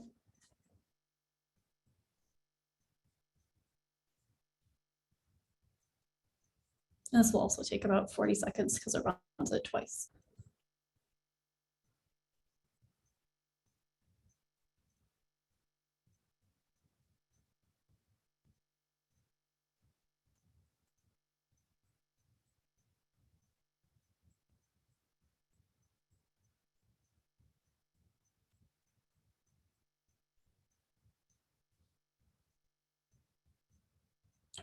Yeah, hopefully we'll finish. I always get nervous when these take a long time. Okay, perfect. So another, yeah, 18 seconds and it passed. So that was just using offloading the dgem calls to the GPU. So if you want, we can really quickly also look at can see what the, oh, actually, yeah, the NV loss output looks like. And then the last thing will be to look at the version where we use OpenMP to put the data on the device ahead of time, and then we can compare the profiling outputs and the times.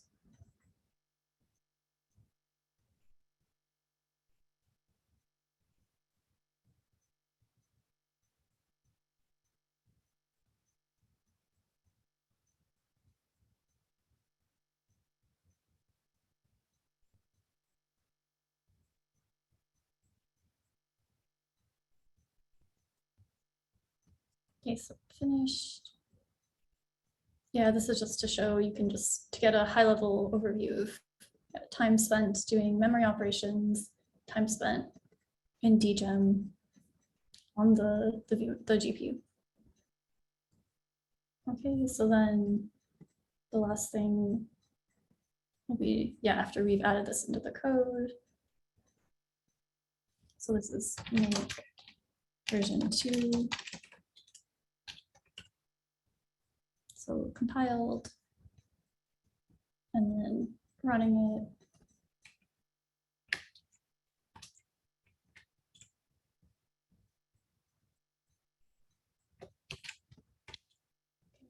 it. The copy doesn't want to work, but that's okay. Just do V2. I'll remove just quickly the profiling, and we can do that in a second to look at it. So V2.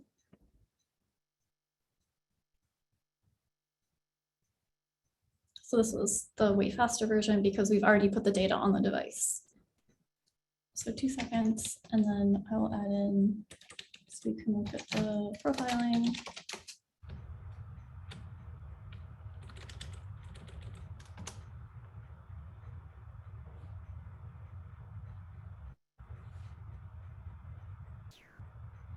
Okay, so finished.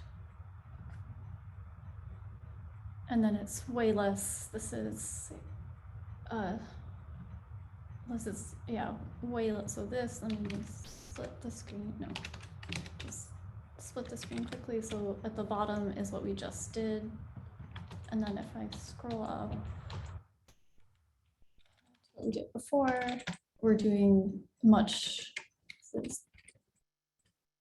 way more data transfer than in our optimized version. Okay, so that's this example. Again, you can get the code here, or yeah, feel free to contact us if you have any questions about it, or speak up or put something in the chat if you have questions now.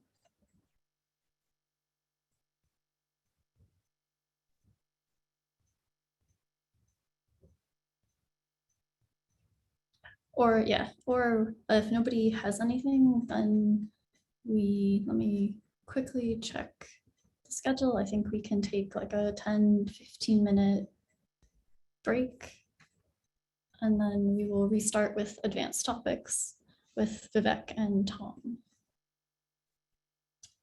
And let me figure out what time. I think it's So how We about, start. oh, sorry, go on. Yeah, no, go ahead. It says we start at 5 Eastern, but if you want to start sooner. Yeah, I think, yeah, let's take like a 15-minute break and maybe restart at 4:50 or approximately 15 minutes. So maybe start at 4:50 Eastern / 3:50 Central. And then we will finish with advanced topics. So please feel free to bring all of the hard questions that you have been saving for this section. So I'll put that in the chat, and feel free to ask questions in the chat or unmute or however, but otherwise we'll take a break. So people might be away until 4:50 Eastern, 3:50 Central.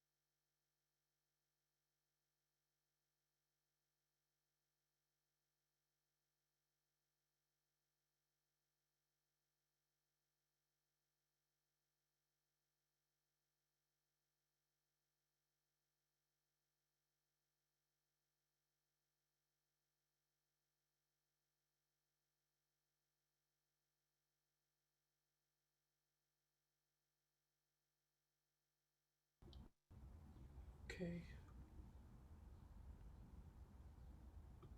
All right. Okay, so I think we are, let's see. Yeah, so I'm gonna go ahead. Let me go ahead and start. So I'm gonna share my screen. So this session, Tom and I will be presenting together. I'll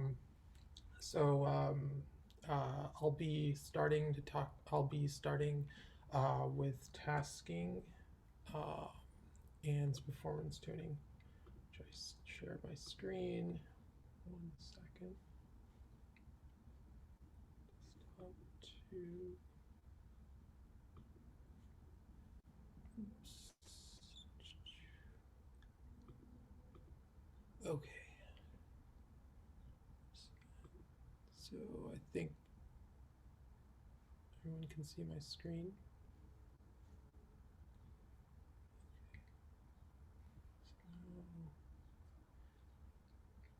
Can everyone see my screen? It looks like it's loading. Oh, okay. Yeah, I just see a black screen with a Yeah. loading circle. Oh, yeah, wow. Okay, that has not happened. Okay, let me see if I can. 1 second. Let me see. Actually, let me see. I think I can do it through the. I should have done this anyway. Okay, all right. So we can see, yeah, we can see that. Yeah, you could download and present. Yeah, that's I'm just about to. I'm gonna do that. I should have. Okay, perfect. I don't know if. Let me just double check.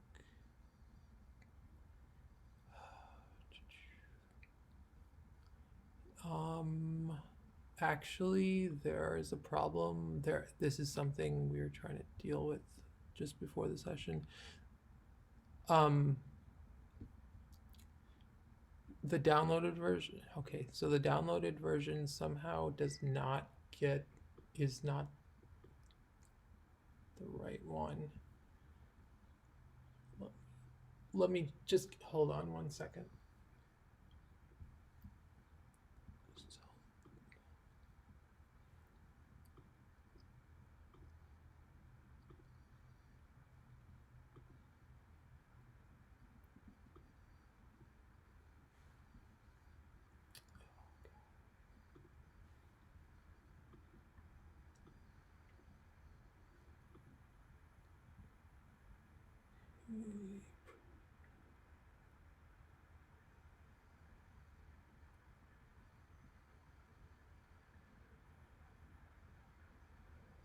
Okay. Yeah. Okay. Let's see.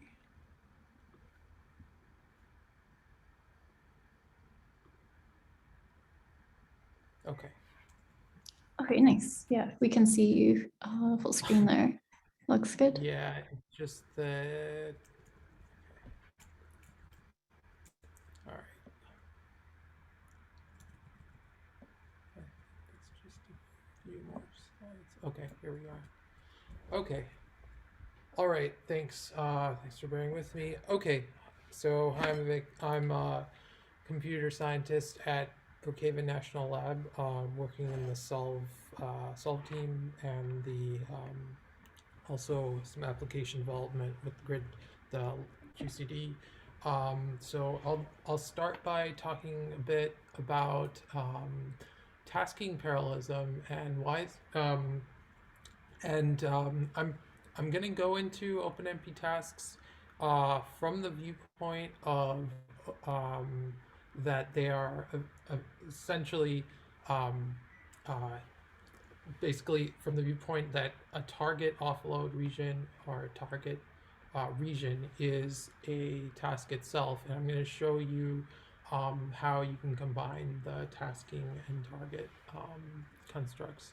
So, but before that, I'm basically what I want to do is point out the basics of tasking in case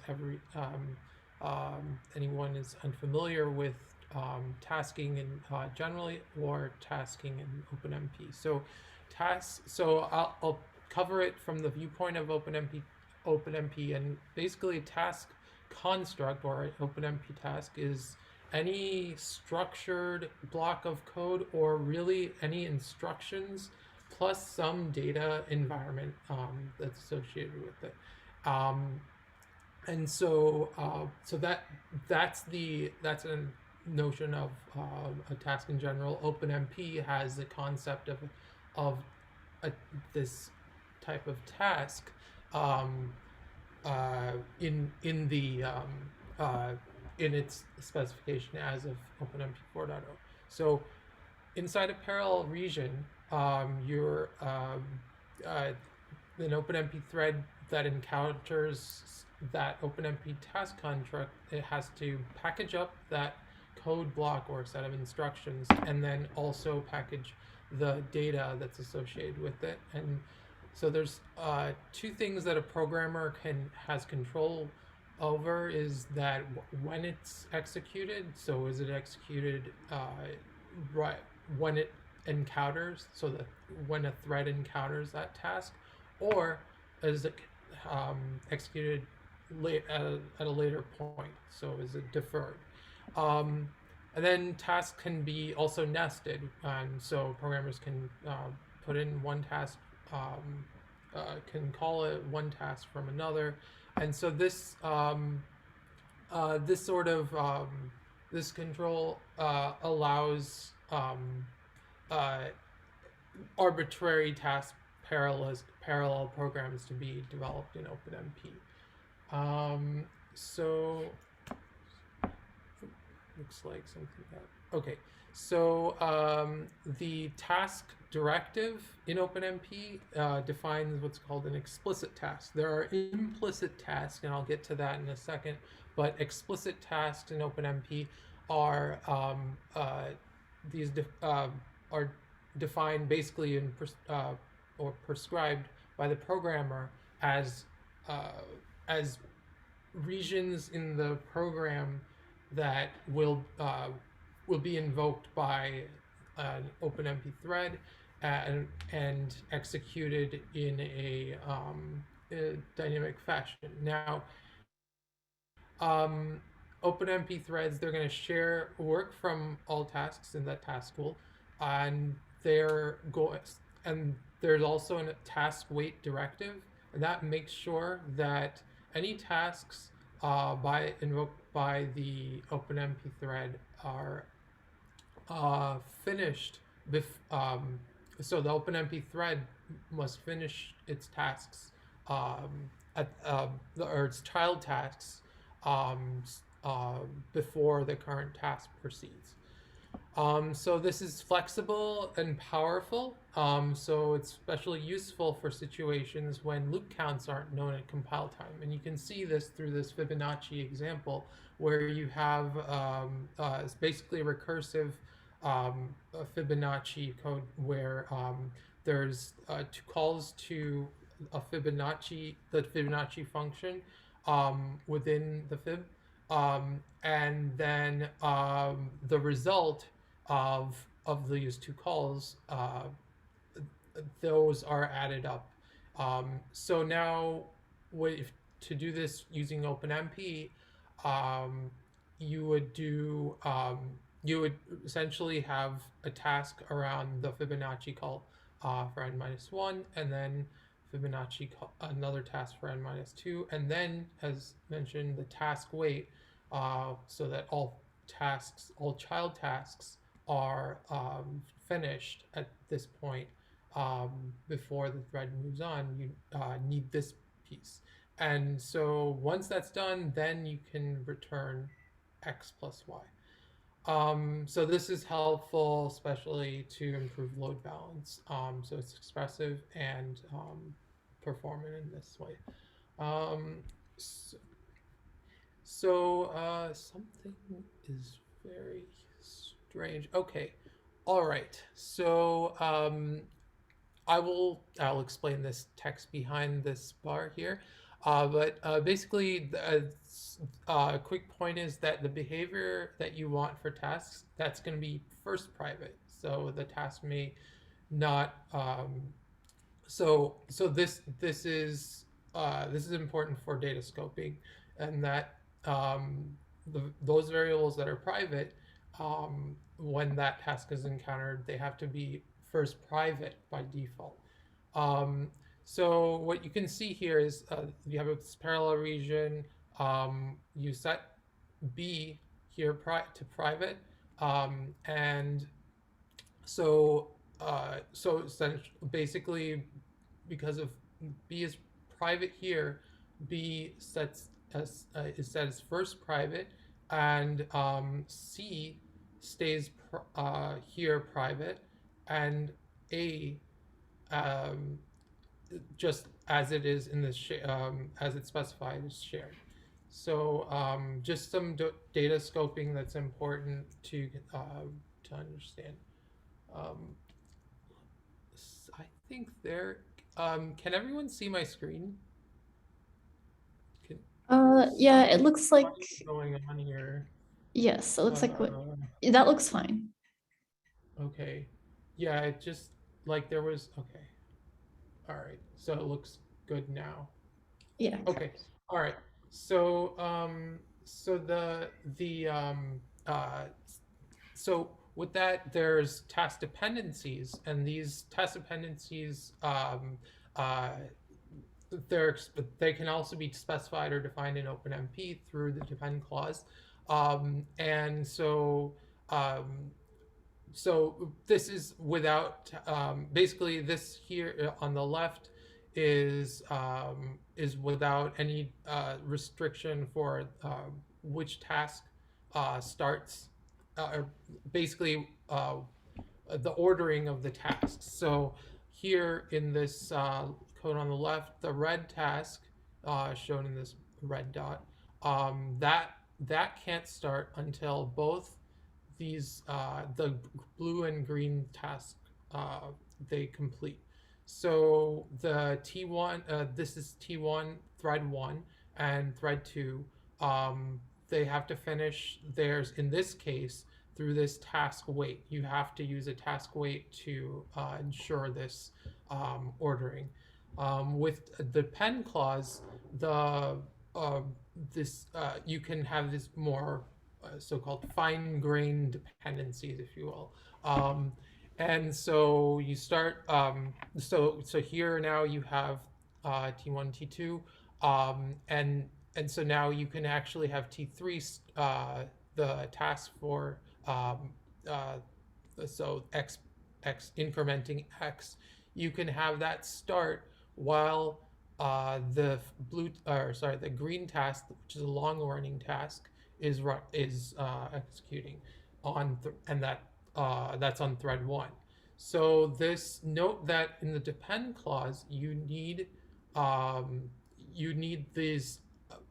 So it's there's a in out or an in or an out. So these are basically what data is dependent on that particular task. And so in is meaning that the data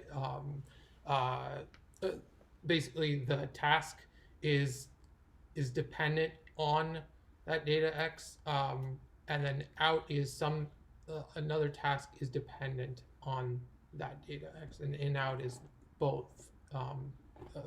The dependence is incoming and outgoing. I don't know if I'm seeing any questions. I just want to make sure. I have a quick question. Yes. So why is if the blue depends on X, why is it running before X? Right in your little plot there at the bottom, it looks like the blue is running before the red. The blue, yeah. But the blue blue, is dependent. but from what you just said, blue depends on X and red is calculating X. So why is blue running before X, before red?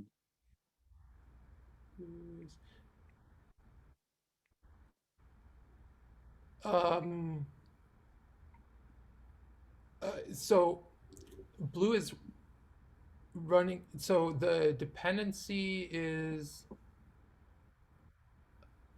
So what I'm showing here, I think what. Let me see. If I could. So blue, the dependence is. I'm sorry. The dependence is between. So the blue and this. I don't know if you see my arrow here. This task, and this task, and you're asking why this. I mean, basically, you're asking that the blue and red should not be running. I mean, they should. Well, They can be where's running parallel. X calculated? Is it in long running task?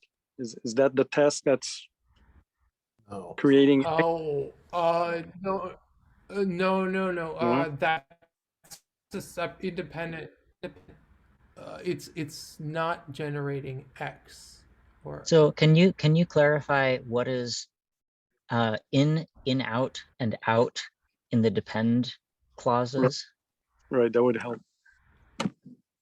yeah. So essentially, so that's the in is incoming. So in is the data that a task needs to execute. Out is where basically the just out by its okay. So in out is that there's some data that there's in this case X that's needed to execute the task.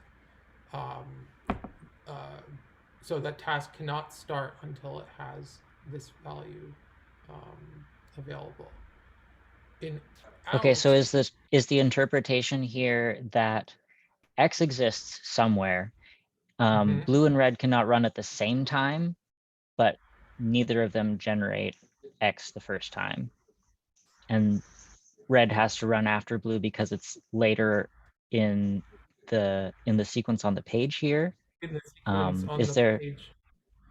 Sorry. Go ahead. so the depend to me looks like blue and red cannot run at the same time. Is there a reason here why blue has to run before red, or could red run before blue?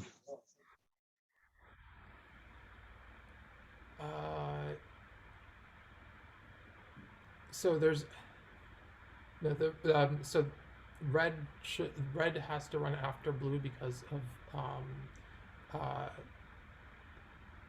essentially the depend. There's yeah,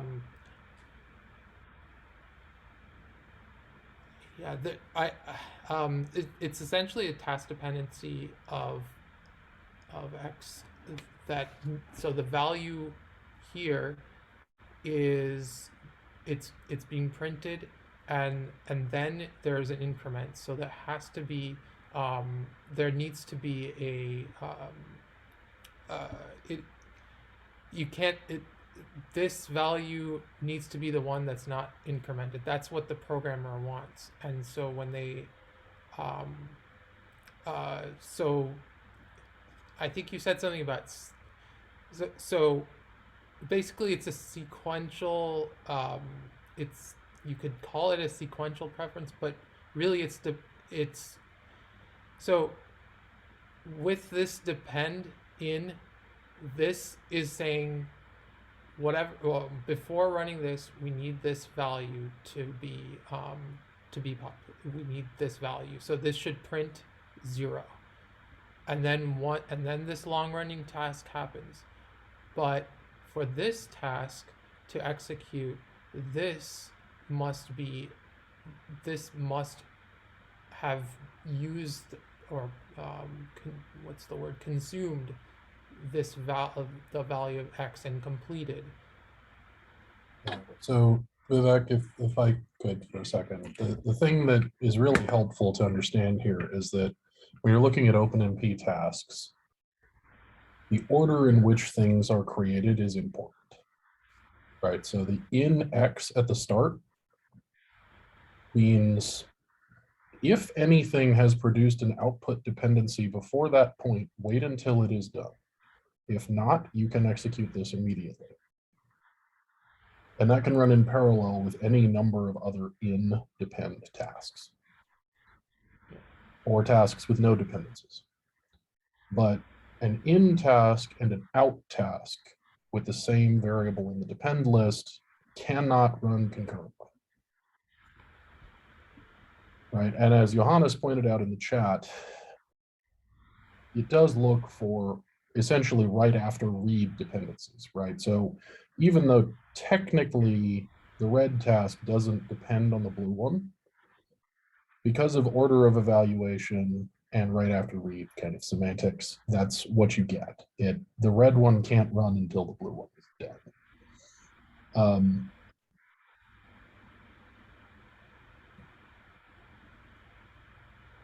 Right, but so the dependencies don't mean anything at all if there hasn't been a dependency before that point. So if red and blue are interchanged, things will run in different order? Yes, red will run first, blue will run second. Yeah, exactly.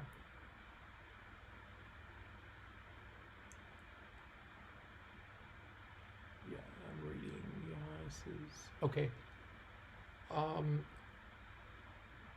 I think okay, I will move forward. Actually, did that answer everyone? Are there any other questions? And yeah, I'm looking at Johannes's message too. Yeah, no, did that answer? Yes, I mean, just saying that the order of the pragmas is important sort of answers the questions. Yeah, and yeah. Maybe you should add that to the to the slide. Yeah. Okay. All right. Thank you. I should have clarified that. Thanks. Yep. Okay. So, all right. So with that, I'm gonna quickly go to the next one. Okay. So then the tasking model includes the target. So a target region is basically an implicit task within it. So that's so the explicit task is what a programmer basically it's explicitly specified. Implicit is what the runtime or underneath OpenMP is generated. And so so here, this is showing that you can have tasks here with here you have a task interacting with another task that happens to be a target task, an implicit. So so actually this task graph, looking at this, you can see that basically this task here, in the orange, they're on the host, and then the green is device, and so this task graph essentially identifies or is equivalent to this piece of code, and I think I'll move forward right now for the sake of time, because I know Tom has more things he wants to do. Are there any are there any questions about implicit versus explicit tasks?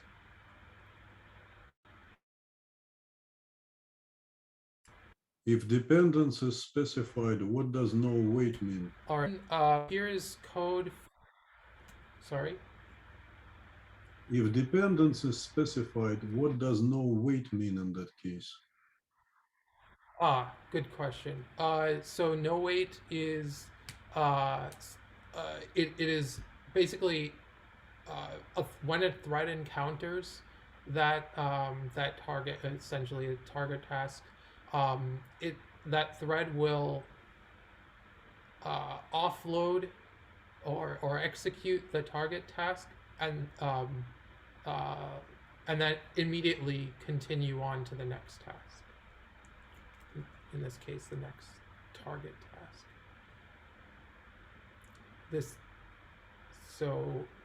But it will not run until A becomes available. It will run until it. Correct. It will not run. Right. Did you say till A becomes available? Right. Meaning. Yeah. Sorry. Okay. Yeah. Yes, that's correct.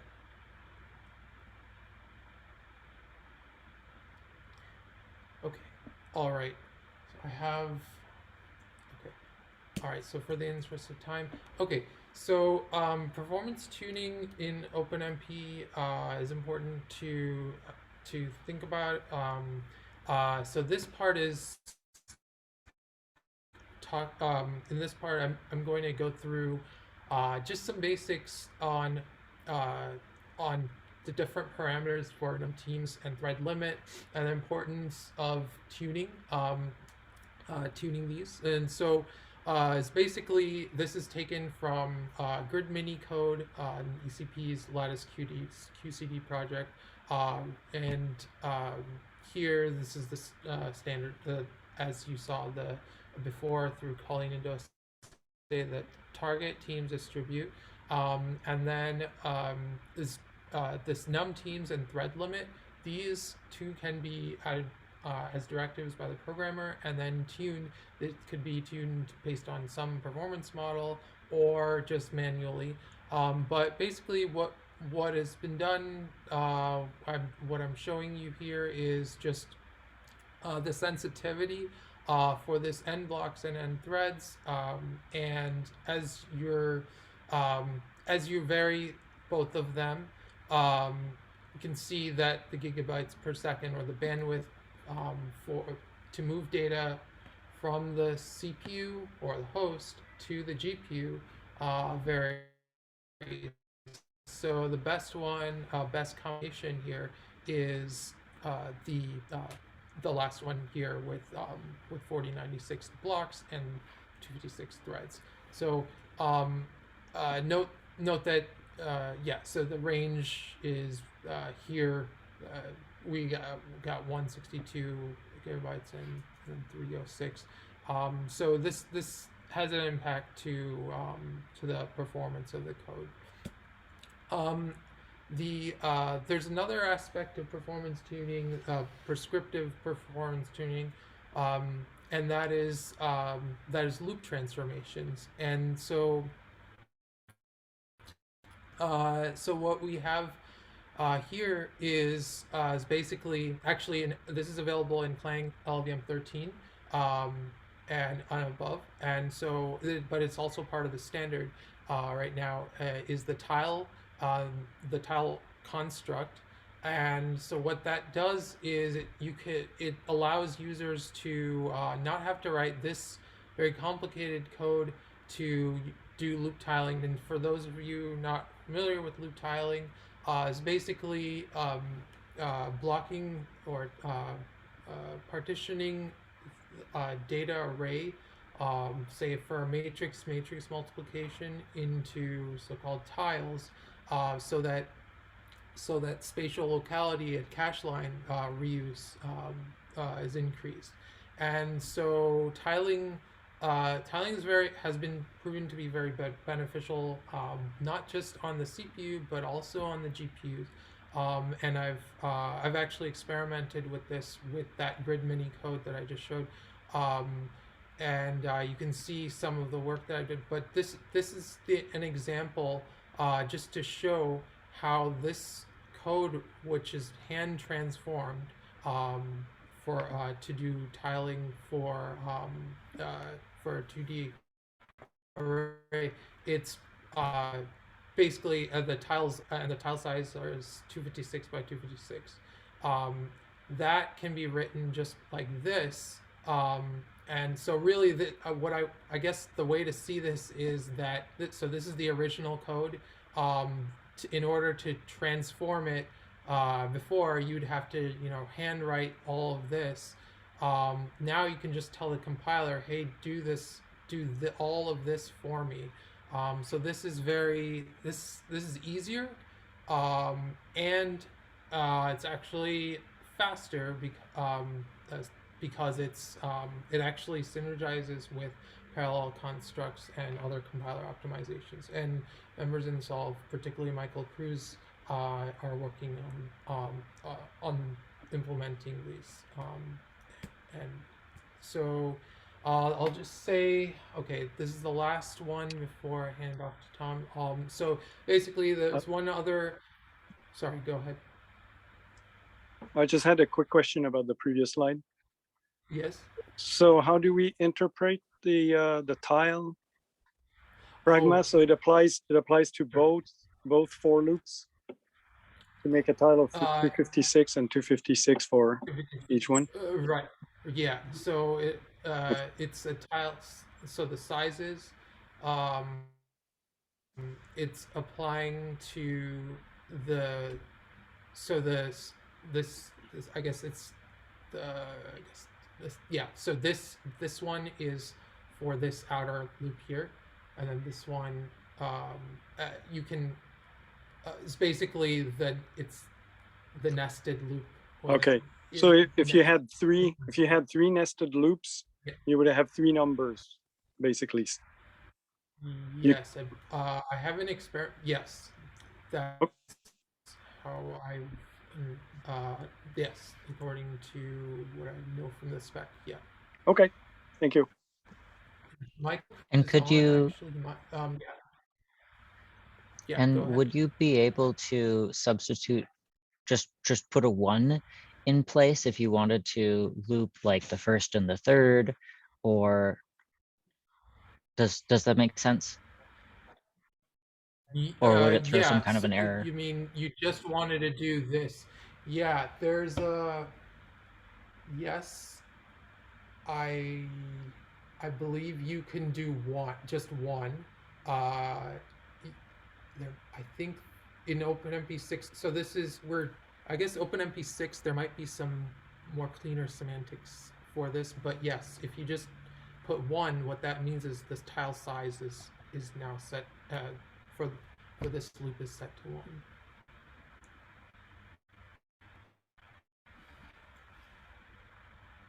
Yeah, and yes, this is just one. I'll just say one last thing. This is just one of well, this in OpenMP 5.1.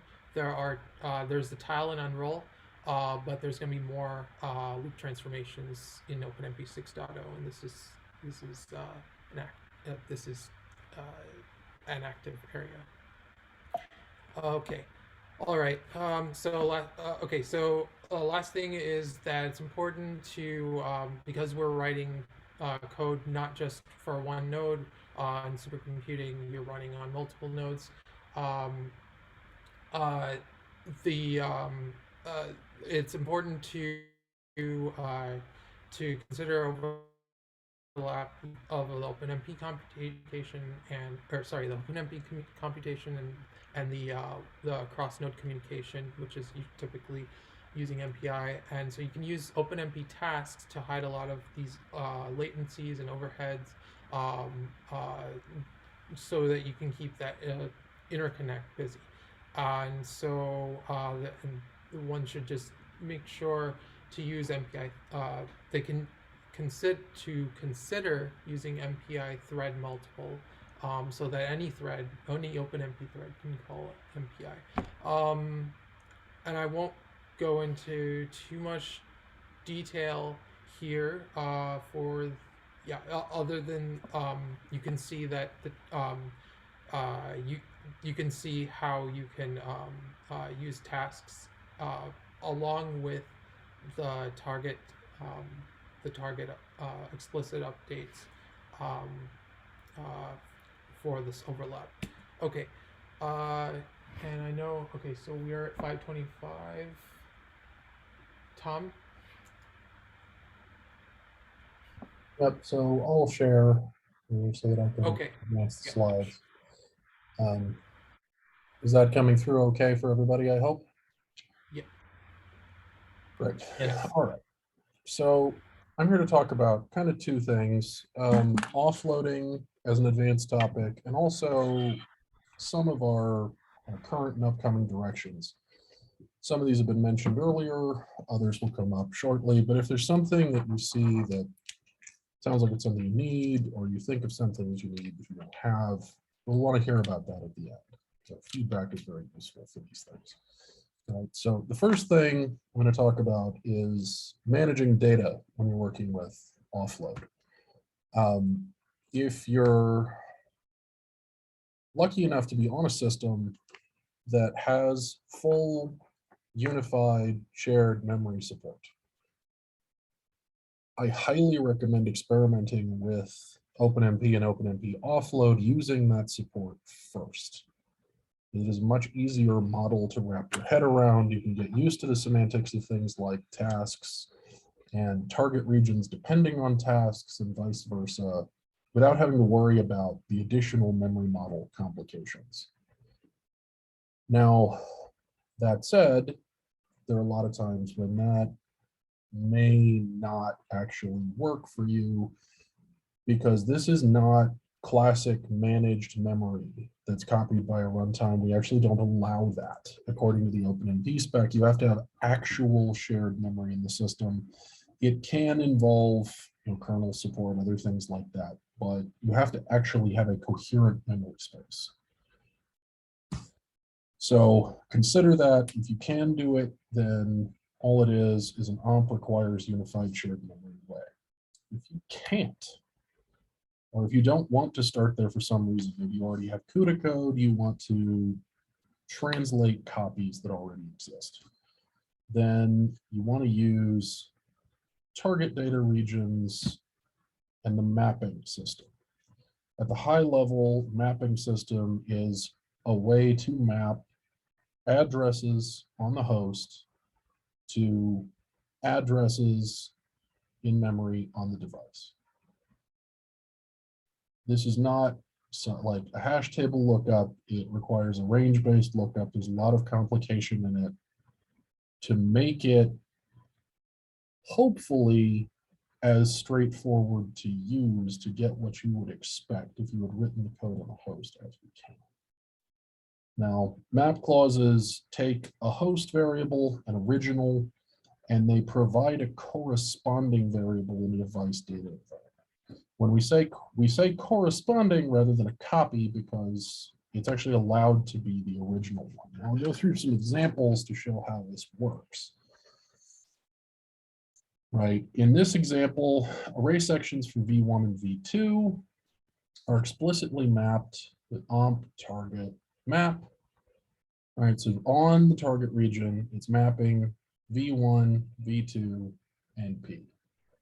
All of these are implicitly mapped to from, because if you don't specify it, to from is what you get. That means it will be transferred both in and out. N is implicitly privatized. You get visibility of V1, V2, and P inside that region. Now, that does not necessarily mean you get copies. I'll come back to that in a little bit. The data environment and scopes for these. You can have a data environment on a target directive. That's the kind of innermost scope. And you can do most mapping tasks there if that's what you want to do, but frequently it is inefficient to do that because you may have a big loop around a lot of target regions. You only really want to move the data once, but if you do it on the target region, you have to potentially move the data every time you touch a target region. So to keep from having to do that, we initially added in the OMP target data construct, which is scoped. This means that you can wrap it around a set of several target regions, and you will get one mapping. You'll move the data once, you'll be able to reuse it several times. But that's across a scope. It does us no good at all if you want to map something, say, in a constructor in C++, or the equivalent in Fortran for that matter, or down in some stack somewhere. You need to be able to remove it later. That's why we have the pragma omp enter exit data constructs. These are somewhat stack-like. You can use them to put something there, keep it there, and not have to worry about what function scope you're in. Now, the last one that is a little bit different from all the others is declare target of something. That one's different because it's for use on static or global data. Things where you need to be able to refer to a corresponding variable, say in a global function. And you can't have a map construct for that because there's nothing to pass, there's nothing to work on. So you use declare target for that. Now, I alluded to this a little bit earlier, but map is not necessarily a copy. If you're on a shared memory system, because the host processor and the accelerator actually share the same view of memory, they can all refer to exactly the same object and just leave it in place. If you're on a discrete memory system,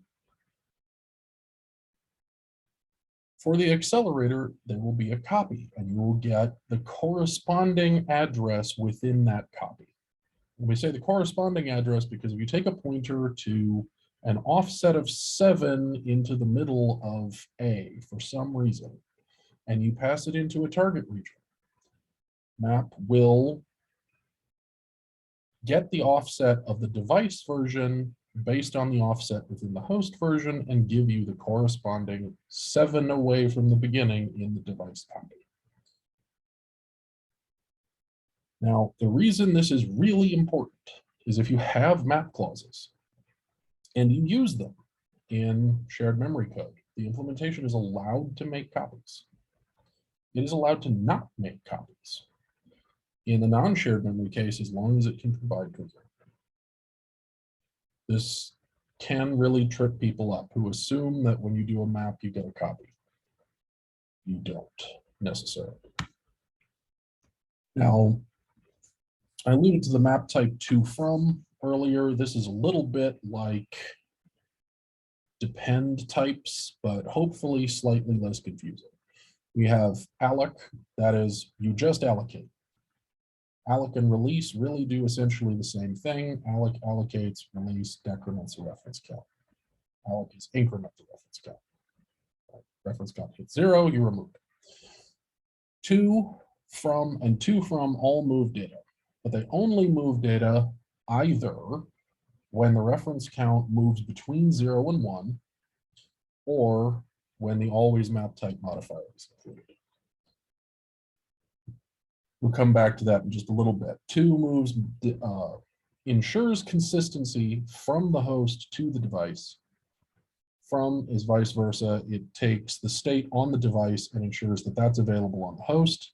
To from does both. Delete is the nuclear option. That's what you use if you are in a cleanup handler and there is absolutely no other hope of cleaning up your memory. Don't use it for anything else. It takes the reference count and sets it to 0 regardless of what it's set to currently. Now, in an implementation, generally speaking, there is a presence table.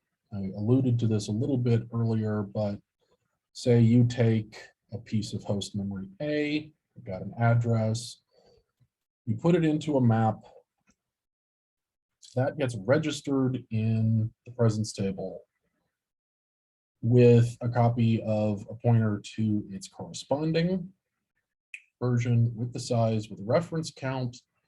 And if you have used an offset, there may also be an extended range involved. Hopefully you'll never have to learn about that, but it can come up. So if you do, say, a target enter data map or a target data map here. It loads A in, reference count for A is 1, reference count for A drops, right? If we take a slightly more complicated example, this is all still scoped, so it's not too bad, right? We have 3, 4 arrays. Target data map alloc C makes C have a reference count of 1, it allocates it, it does not set it to anything. It's uninitialized memory at this point. Even if C were initialized on the host, the device version would be uninitialized after this. Then omp target data map 2 AB populates A and B and allocates them in device memory if necessary. Map from C. Important to note, the inner map of C here is ignored because the reference count is bumped up from 1 to 2, then from 2 to 1. It never moves between 0 and 1. To C also ignored. From D is not ignored, right? This gets mapped in, this gets allocated and then mapped back. And then at the end, because C is marked alloc rather than from or to from, there's no data movement for C. So the result is coming out in D. Reference counts are very important. This is something that you've probably seen a lot of code. It's very important for maps in OpenMP. There's one for every mapped variable. It's incremented by 1 every time that variable is explicitly or implicitly mapped. Entry to a target or target data, a target enter data. In a way, also during updates, it's decremented by 1 by exit from a target or target data, or running a target exit data construct. There are certain exceptions to this. If you declare target a piece of data, it logically has an infinite reference count. That's because that memory exists before the program starts, for all intents and purposes, and until it ends. There is no way to talk about removing that memory. So its reference count is meaningless. It is infinite. Target exit data delete. I mentioned this before. It will delete it. It is effectively free. It does not matter if the reference count is 675, it will delete it. That can invalidate a lot of assumptions about how reference counters work. So good for exception handlers, add exit handlers, not a whole lot else. Now, there are cases mentioned earlier, the inner maps of C were ignored. Let's say that you want C not to be ignored. You actually want a 2 here, despite the fact it was allocated out here. You could write an update explicitly. There's a slide for that in a little bit, but you can also put the always map type modifier onto the map clause. If you do that, then the copy will always run, regardless of what the state of the reference count is. It makes it much easier to predict what happens, but it means that every single time that line of code gets run, memory will be transferred regardless of the intentions of code that's wrapped around it. So that's worth thinking about. Now, default mappings. This is something we spend a lot of time and effort on. It is more complicated than I wish it were, but the hope is that it will do what you want more of the time than not, at least. If you have an array, and I mean literally an array by static type, it cannot be a pointer to an array, it cannot be a pointer to memory that came from an array, an actual array, then it is mapped in its entirety, right? So A and B of N here, because they're referenced inside the region, they are mapped with their full extent, their full size, without any further annotations. Now, P is not actually well defined here because of ordering problems. Assuming that it were mapped up here, it would be okay, but that's actually a mistake in the slide. But let's say that A and B were mapped ahead of time, P falls in. By default, pointers get a 0 length map. You really don't need to think about that. What you need to think about is if the address that pointer holds is inside of the range of a corresponding object, you will get the pointer to the corresponding object on the device. It doesn't matter if it's the beginning, the middle, the end, you get it. If it does not match, there's no corresponding variable for that address, then it actually doesn't initialize to null anymore. That's another mistake that we'll have to correct at some point. But what you get is the value that it had on the host. The intention is that if you happen to have allocated something, say with CUDA malloc, hit malloc, something like that, and it matches up correctly with your implementation, you're more likely to get the right thing by leaving that value alone. So,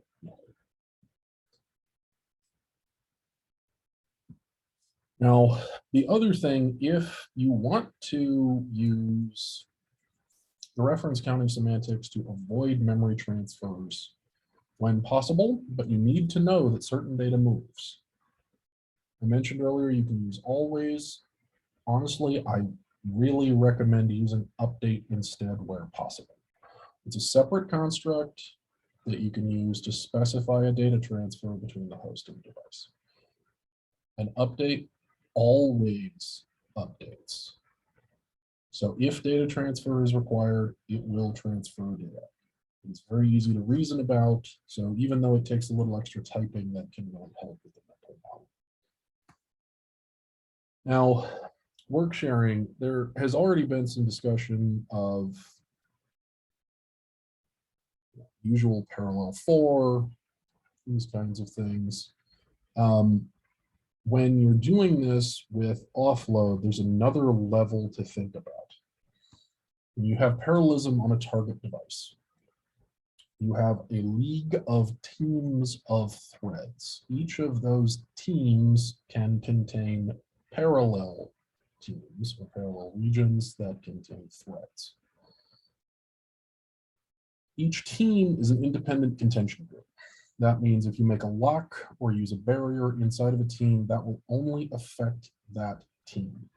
For those of you that are familiar with CUDA, for example, this is roughly equivalent to a grid of blocks of threads. Except that in this model, when you start a target region, you are, logically speaking, one thread. When that one thread encounters a team's region, what's executing is the master, the first thread of each of those teams, the main thread. If those threads then encounter parallel regions, then all the threads start executing. If you want to, you can actually initialize something as the main thread of a team before the rest of the team begins executing. The teams construct creates a league, right? So the main threads of all teams execute the team's region. You can specify how many with num teams. And the other special property that this has is, from a logical standpoint, teams sets up the limits on parallel regions that are run inside of it. So you can add a thread limit. You say a parallel region inside of this shall not run more than such and such many threads. Threads in different teams, generally speaking, can't synchronize with each other. There's ways to do this with atomic technically, but with locks, barriers, etc., they cannot synchronize. At the moment, teams needs to be perfectly nested in a target region, or it can be used on the host outside of target regions. But if you put it inside a function and call the function from the target region, that will not work. And in addition to that, there are only certain constructs that can be inside of a team's construct directly. You can have distribute, parallel, parallel for, parallel sections. You could have target teams distribute parallel for. You can even tack SIMD on the end if you want. But It's a relatively limited scope. It's really for carving up work and allowing for efficient use of block and grid style systems underneath. The distribute construct works very much like OMP4. Really, it's like OMP4 static. Work sharing for target and teams regions. It will distribute iterations of a loop across the main threads of teams executing the region, but there is no implicit barrier at the end. This is important because you could, in principle, have more than one distribute region. There's no way to have a barrier across teams. So that's part of why this works the way it does. In principle, there is a dist schedule clause. Its main purpose is to be able to specify a chunk size so that you can get appropriately sized chunks passed out to your teams. At the moment, I believe it is only static scheduling supported. Now, I mentioned earlier, you can tack a SIMD clause, a SIMD construct on the end. SIMD is a much deeper discussion than we have time left for today, because you can actually leverage quite a bit of modern vector units with the SIMD construct attached to the loop. But the summary is that is the last level of parallelism. There's host and host threads, there's offload devices, league of teams, parallel teams of threads. And within each thread, there is potentially SIMD parallelism as well. So when you go to writing performance portable device code, generally speaking, you want to try to make your OpenMP adaptable or use good, sensible defaults for number of teams, disk schedule, thread limit, number of threads in parallel regions, loop schedules, SIMD length, things like this, so that you get the best chance of having good performance when you compile for different devices. Generally speaking, target teams distribute parallel for SIMD with collapse, if you need collapse, will give you good performance because it tells the compiler a lot about your code, if nothing else. And it exposes all those levels of parallelism at once. For certain parts, which this is obviously an old example, but Xeon Phi may choose num teams 1, thread limit 1, SIMD len,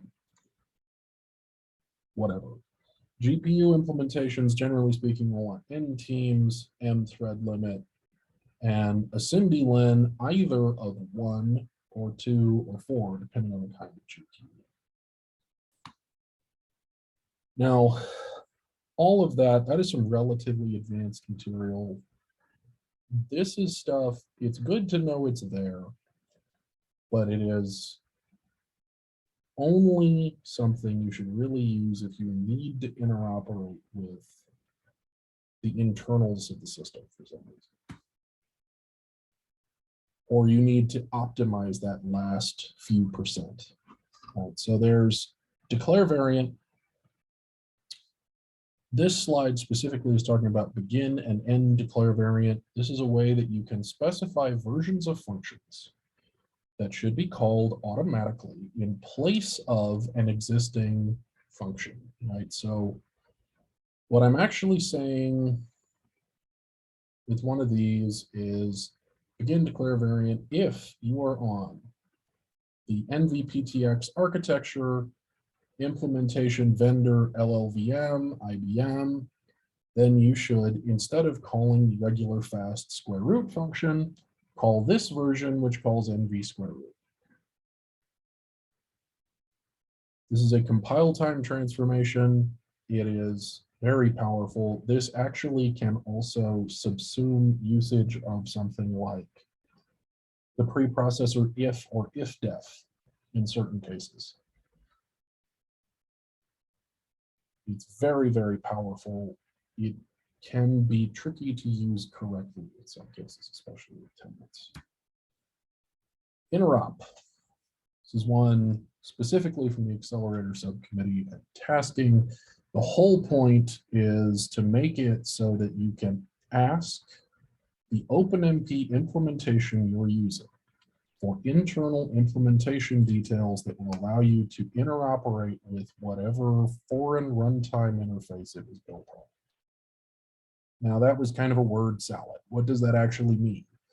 An example up on the screen is you can use the target sync interop type to get an interop object that will let you get a foreign runtime ID. If you find out that it happens to be CUDA, then you can get a pointer to its target sync property, which will give you a string. So if you need to be able to have CUDA stream connect to OpenMP dependencies and you want everything to be asynchronous, that is possible using the interop mechanism. Again, this is a little bit rough from an interface perspective. I don't recommend doing it unless it's something you really need, but it is very useful. Now, when we get down to this point, I like to bring up what we've been up to in the committee lately and where we're trying to go. Because it's always useful to get feedback from groups like this who have fresh eyes on the problem with what we're doing. In 5.1 and 5.2, we've had, these are the most recent versions released. We've ended up with better base language support. We have all issues triaged and something in the spec saying what works and what doesn't for all the features of C++ 14, 17, and 20, as well as Fortran 2008. There's ongoing work on further Fortrans, and we're keeping an eye on C++. There's a new assume directive to give the compiler guarantees about your code. This can work in a couple of different ways. You can use it like a built-in assume to tell the compiler something like, this is not null here, for example, or you can give it information about what OpenMP constructs do or do not exist in scope. OpenMP can now be written as C++ 11 and higher attributes. That will also work in the next C standard. You might wonder why on earth you would want to use double brackets like this. At the moment, the main reason is there are places you can put attributes that you cannot put pragmas. And because they actually apply in the base language to specific language constructs, we can make it much easier to apply OpenMP constructs to certain C++ objects and statements. The in-out set dependence type, the match for my favorite other tasking type, the mutex in-out set, now exists to allow you to express a very specific kind of dependence between tasks. The tiling and unrolling loop transformations came up a little bit earlier, and there's a special new construct called dispatch that I'm not going to go into a lot of detail about, but that can be combined with declare variant to allow you to write libraries that let the calling user decide what kind of OpenMP context should be provided to the library. It can be very useful for things like math libraries that need to keep a stable interface, but want to be able to tune things for the user. What we've been working on for 6 includes improved affinity and locality support for tasking, more loop transformations, Fortran array support in teams and target regions. We've been asked about this quite a lot. We literally discussed it this morning and are working on a co-execute construct to solve that. And task loop dependencies, being able to have one task loop depend on another, have tasks depend on pieces of a task loop, or vice versa. And with that, I think we're just about, yes, I was also going to mention one of the most requested features of all time, classes with virtual methods mapped into the device, or at least accessed through unified memory. Virtual methods are meant to just work. They do not in your implementation. It is a quality of implementation issue. And with that, it is time for a little Q&A, if anybody has questions. I have a question. Can you say something about the loop construct? The loop construct. Okay. Right. What do you want to know? Well, it wasn't mentioned at all during the whole tutorial. And if you talk to the NVIDIA folks, they swear by it, right? They absolutely do, because it is much more like the model that they built up as a competitor. It is a perfectly good thing to use. We have it, it works. You, generally speaking, should write target teams loop, or in principle, I suppose, target teams loop with parallel loop inside it. It does have some upsides in that it provides additional guarantees to the compiler.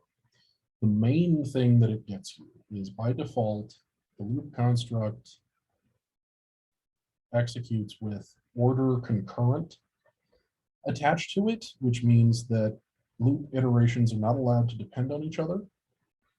And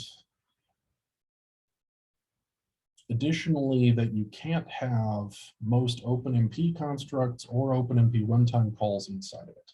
So it provides a much more restricted environment. The compiler can do more things without having to prove that the user can't tell.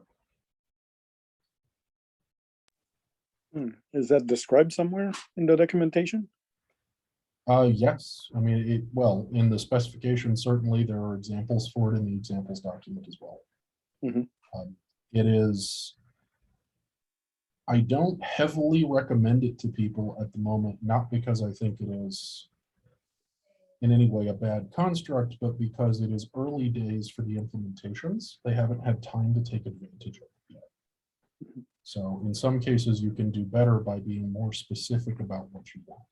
But if you're starting from zero and you have no constructs, going with target teams loop is a perfectly reasonable thing to do as a place to get started. Okay, thank you. And then let's see, Edgar Leone had a question about elaborating on improved locality and affinity support. There are several things going on here. That's part of why I was a little vague about it. One of the ones that we've been discussing most lately is a way to get either the distance from a core or where a thread is running to a device, or an ordering of distance of devices from a given thread so that you can find the most local offload device to yourself. There are also some improvements in terms of task scheduling to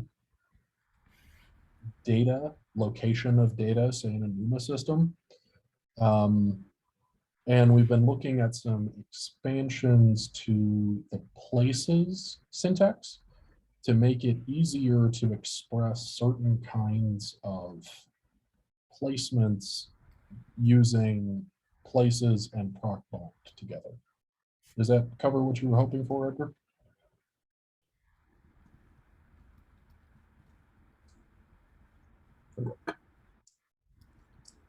All right, anything else?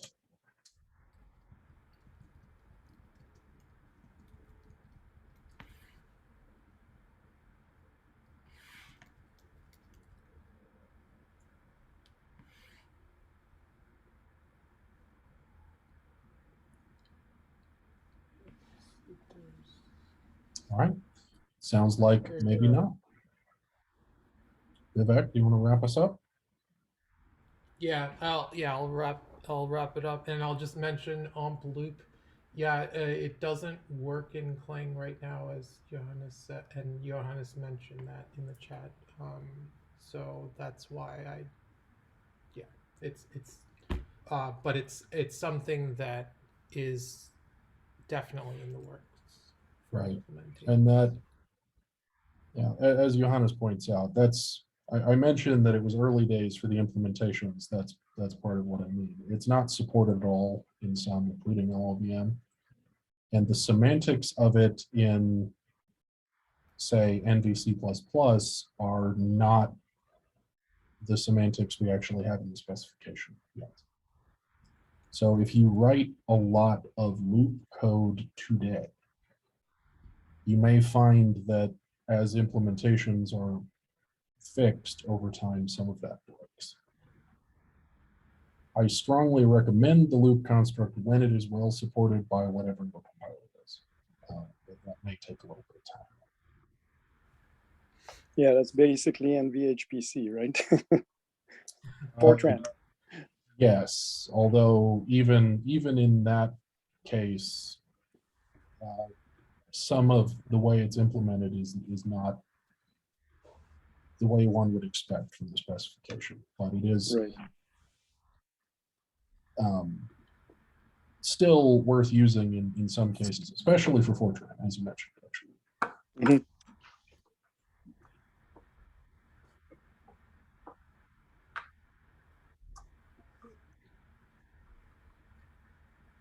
So yeah. Okay, so if I'll just then wrap it up. Tom, if you can just you could just I think there's a slide after this. Or yeah, I'll just wrap it up. Don't worry about sharing is okay, there you go. Yeah, so I was just going to say that please be any questions that you have, please please let anyone from the Solve team know. Thanks. Yeah. And this is okay. This is a not the slide, but that's okay. All I was going to say is that there are a lot of ways to get involved. In learning more and being up to date on the latest OpenMP implementations. OpenMP.org is the best way to know about what's happening in the OpenMP specification, and the also in terms of LLVM and Klang's OpenMP. I think there's a lot of resources if you go to openmp.llvm.org or contact key developers. Johannes is on the line and Michael Cruz is also here. I would say they're particularly expertise in that area of things. So and then we have hackathons. We, meaning the Solve team, has actively tries to do hackathons right now twice a year. We just had one a couple weeks ago. It was virtual. We are looking to have a hackathon again in the fall, possibly in person. But no, nothing's guaranteed. I guess the world's changing constantly. But yeah, if we can do that, that will be a way for us to do some more hands-on and provide more hands-on things for application teams, hands-on guidance. So if you will be advertising the hackathon in the, sometime this summer, and please be engaged if you have an application that you want to use OpenMP offload for. I think that's it.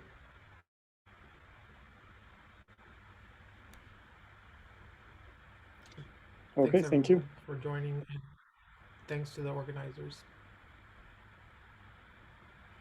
Thank you. Bye.